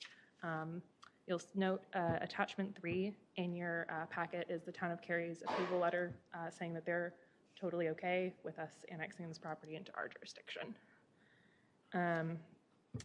With regards to suggested action for you all, we have a resolution pertaining to the sufficiency of the petition to extend Morrisville's corporate limits to include 1608 Wilson Road. We also have a resolution setting a date for a public hearing regarding the annexation petition. We're recommending having a public hearing at the next meeting, which would be June 22nd, and then ideally having action on the ordinance pertaining to the extension of the town's limits on the 13th of July. That is all I have for you on this. Do you have any questions for me? Councilmember Garamella, please. First, I got to say, it was not fair to keep you 3 hours. It's like initiation. We should have done a better job to do this. And second, I wanted to say is, how did this piece of property land up in Cary? Like, I'm trying to understand, like, how was the ETJ defined when everything around it, like, was Morrisville? I'm not sure. So I know that Cary and Morrisville have a border sort of swapping agreement, and so I think this is part of that. I think the properties around it. So was it previously flipped and then we're flipping it back? So I'm just trying to understand, like, if you look at the picture that you showed, is just one piece on this side of the street, which was Cary. Yeah, I can't speak to the history behind how it ended up so lopsided with this one lot just being in the town of Cary and the surrounding lots being town of Morrisville. But obviously we're hoping to maybe even that out a little bit. All right, that's it. Okay, so you need a couple of motions if you want to put those up. Okay, so you need a separate motion and vote on each of these two? I believe so, yes. Okay, would anyone like to make the first of those two motions? I'll make a motion to approve Resolution 2021-22. I'm sorry, let me start over. Make a motion to approve Resolution 2021-229-0A of the Morrisville Town Council pertaining to the sufficiency of the petition to extend the town of Morrisville corporate limits to include property located on Wilson Road north of its intersection with Flip Trail, commonly known as 1608 Wilson Road, Annex 2021-0001. Second. I have a motion and a second. Town Clerk Smith, if you please do a roll call vote. Councilmember Garamella. Aye. Councilmember Rao. Aye. Councilmember Fender. Aye. Councilmember Robati. Aye. Councilmember Scroggins Johnson. Aye. Mayor Pro Tem Johnson. Aye. Mayor Cawley. Aye. Motion to approve Resolution 2021-229-0A passes unanimously. Entertain a motion on 0B.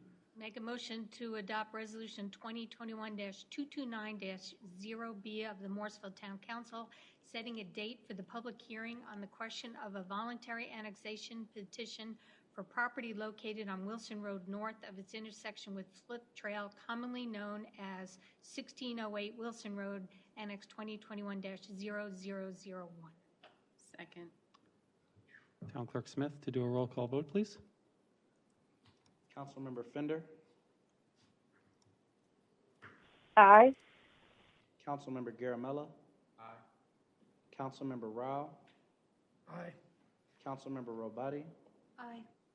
Councilmember Scroggins Johnson, Aye. Mayor Pro Tem Johnson, Aye. Mayor Cawley. Aye. The motion to approve Resolution 2021-229-0B passed unanimously. Okay, back to you, Ms. Murdoch. Any final thoughts? No, that's it. Thank you so much. Okay, see you again in 2 weeks. We are now at item 16, future meetings, events, and citizen involvement opportunities. Every Saturday, our Healthy Food Hub hosts the Western Wake Farmers Market, who are now operating under their summer hours, 8 a.m. until noon, every Saturday on Town Hall Drive. Through this Friday, June 11th, we are in the midst right now of our biannual curbside bulk item pickup. During this special designated week, residents receiving residential curbside solid waste services may leave a total of up to 5 acceptable bulk items curbside on their regular trash recycling curbside pickup day. See details of what is and what is not acceptable online now or via social media, so some of you might be going to put that stuff at the curb right now.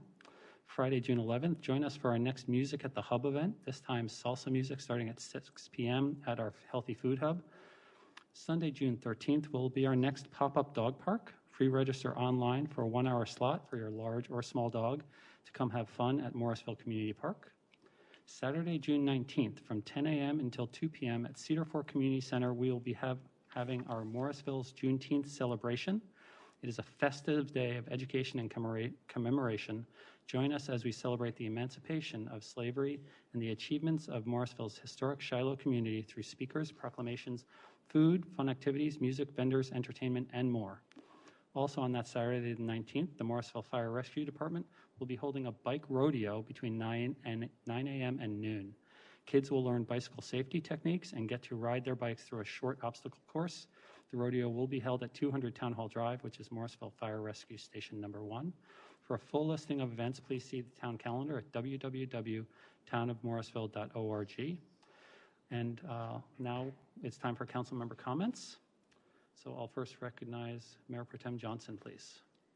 So just 2 quick things. I want to thank our staff, our residents, and our community members that participated in the All-American City presentation this afternoon. You all did a fabulous job. And I want to thank you all for being here in the room and doing it virtually. I guess still have to do things virtually. So you all did a fabulous job. So thank you for that. It was fun watching you all. And we'll keep our fingers crossed. We should know tomorrow night. Is that right, Martha? Okay. And then the only other thing I want to say is I want to really thank our community for taking this vaccination of COVID-19 so seriously. We have had some fabulous outreach in the community here between HSNC Hindu Temple, BAPS Hindu Temple, Shiloh Baptist Church, the Nepal Center of North Carolina, and the Islamic Center of Morrisville have all held vaccination clinics over the last couple of weeks and months, and have done a phenomenal job making sure that folks here in Morrisville feel comfortable and that it's easy for them to get vaccinated. So I want to thank all of those, and if I'm missing anybody that held a clinic, I apologize. Let me know and I'll recognize you at the next meeting. But thank you all so very much. And then I also really want to thank the young people in our community who are stepping up to get vaccinated. I am incredibly proud of those that are able to get vaccinated now. The age now is 12 and up. I was able to attend HSNC's vaccination clinic over the weekend, and I was so impressed with the number of young people that were there, mostly teenagers. And they came in groups, they came with friends, and I want to tell them I am incredibly proud of them and all they are doing to keep our community safe, and that they're compassionate young people that should also be very proud of themselves and all they are doing. So just a huge shout out to the young people here in our community. Thank you. Councilmember Garamella, please. Yeah, on the same note, about the vaccination, I got to thank Brandon, because he has been our hero, leading all the vaccination. He was coordinating with the fire department and ensuring the EMT was there, and working with our communications team and everyone, because we started this several months ago with a phone call, which was 10 minutes before the council meeting, and he was quick. He said, let's do it. HSNZ said, let's do it. And we finished the last vaccination last week, last Saturday, and we gave around a total of 15,000 jabs. That's pretty incredible, and HSNC working, with Eastern Carolina Medical Center was phenomenal, because we were able to do all this in town with easy access, and everyone commends the way town came forward, and we had few people who we needed EMT, but it was always that assuring that they were there. And thanks to you and Martha and the communication team for pulling this. Thank you. Councilmember Scroggins-Johnson, please. Thank you, Mayor. A couple items. First of all, as part of our consent agenda tonight, we did appoint a new chair and vice chair of the Planning and Zoning Board, and I'd like to congratulate Lee Langston as the newly appointed chair and Ken Sack as our newly appointed vice chair. The Planning and Zoning Board is critical for a lot of reviews of new applications that are coming to the council ultimately. So they have a really hard job, and we just lost a long-time chair, so they both have big shoes to fill. So I look forward to more from both of them and the entire zoning board. With that in note, we are starting another cycle of recruiting for the advisory committees, and if you're interested in having a stronger voice in the town of Morrisville, we really hope that you would consider joining one of the advisory committees. Please share your passion for the town and let us know so that we can know more about you, and we do appointments, and we like to know a little bit more than just your name and address. It helps us really kind of see the fit that individuals would like to partake in our town. And then finally, I would just like to say that I hope that you consider attending our very first Juneteenth event. History in Morrisville has not had an event for several years. So I am really excited that we are going to have something that is about our town. It's about our nation's history. It's going to be a really good event. So I hope you do make the time and join us. Thank you. Okay. I want to also echo my thanks to our communication staff and supporting departments for today's All-America City presentation. I look forward to watch tomorrow night at 7:30 to see if we were chosen as a winner for our efforts this past year with our food hub efforts and food security partnerships, our COVID-19 Reconnect in Morrisville efforts, and our community engagement through athletics at Church Street Park. Congratulations to all the graduates, including my daughter Shannon, for celebrating their achievement. This has been a very challenging year for students as well as families, and you should all be proud to have persevered And you have now earned a break. And for those of you in year-round, your break is a little shorter, but still meaningful. And please remember, vaccinations save lives. Please encourage your friends and neighbors to get their free vaccination as soon as they are able.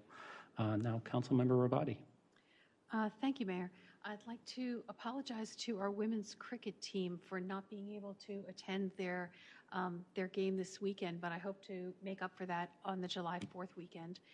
And also, I'm hoping that the mayor will refresh my memory, but I attended a presentation at the HSNC where a $25,000 check was presented to SAMA. SEWA, S-E-W-A, sorry, for service. SEWA, Yeah. SEWA, for India, for COVID relief in India. And it was very meaningful, and I was pleased to be invited. So thank you. Yeah, I believe so. Mrs. McLean, is that the correct name? Councilmember Rao, is that right? It was the McLeans, was that right? Yes. Yep, okay. Dennis and Linda McLean. Yep, that was very generous of them. Yes, So, Dennis and Linda McLean. That was a private donation by them, if I'm correct. Yeah. Unbelievable. very impressive. Now, Councilmember Fender, followed by Councilmember Rao. I think everything's been said. I don't have any comments, Mayor. Okay, thank you for joining us from remote tonight. We appreciate it. Councilmember Rao. That puts a lot of pressure on me to have no comments, but I'm going to narrow mine down to 3. I know. Well, first of all, I want to congratulate the county commissioners. I went to the meeting last night. They passed a $1.57 billion budget, no tax increase, investing about $890 million in schools. It was great to see them in person. I want to congratulate the graduating class of 2022, including Shannon Colley and the Colley family. And the All-American City was amazing, and I really think it just shows what we can do when we have a coalition of engaged citizens, a world-class staff, and a dedicated public servants, all of the community leaders. And to steal a Liz Johnson quote, we're I think what she says is the smallest, most inclusive, diverse small town in North Carolina. So hopefully we'll win because of that. The final 2 things, the HSNC vaccination, it was great to get the check from the McNeils, and I really want to thank the HSNC, but I want to give a shout out also to Councilmember Garamella. There was a really great article written that talked about how he worked to put this partnership together and also some insight from Manoj Pandya. So it's called Faith in the Field, and it made me very proud of just how much time Satish puts into thinking about things and all those little details that I know I couldn't do that, but I want to give him a shout out and everybody in the community. My son Ryan got vaccinated, so thanks to your work, we can go on family vacation next week. And but I'll end with the RTP box yard. I was there with Liz Johnson, Mayor Pro Tem, and amazing, hundreds of people there without masks. I want to thank Scott Levitan for his vision of executing this. I mean, I think there was recently an article in WRAL. He talked about the $1.5 billion hub RTP, the need for affordable housing. All of it's coming together in RTP, and I think it's going to push a lot of the cities and towns like us to start making investments in affordable housing. So I think more great things to come from the park. And the last thing is the Veterans Memorial. I went to the Cary one at Page Arts Center and listened to Captain Malin Shah from the Army, retired, talking about the brave soldiers. But during that ceremony, and then I watched Orange County's online, it really led me to believe, and it's something I want to socialize with the council, that I think we really need to kind of work with our Memorial Foundation to really accelerate the process of having our own memorial. And I'm sorry I'm taking time to go over my 3 comments I was going to make, but the reason I say that is that, like Orange County, they did it in phases, and so their budget was $400,000, but they raised $150,000. And I know that we can do this if we put our heads together, because I think it's definitely something missing in Morrisville when we can't go somewhere in our own town and honor those brave veterans and also the soldiers who gave their lives to this country. And I just want to give that out there as a thought and to the public listening tonight, that we need your help to help this memorial happen. And that might require our town to invest some funding to give them more of like, even if it's a base, something that they can show other investors. So sorry for going over my time. I gave the longest comments and the last one to go, but yeah, it's only 9:28, so we're getting out early. Great meeting, thank you. Okay, thank you very much. Town Manager Page, any comments from staff? Yes, sir. This time I'm going to make some comments. So many of you have talked about the All-America City. We appreciate that. We appreciate your support. I also want to give a shout out to the staff and our community representatives that worked really hard and served us well. Will and his communications team just did phenomenal work, and Billy Whiteside was in here making it happen technology-wise.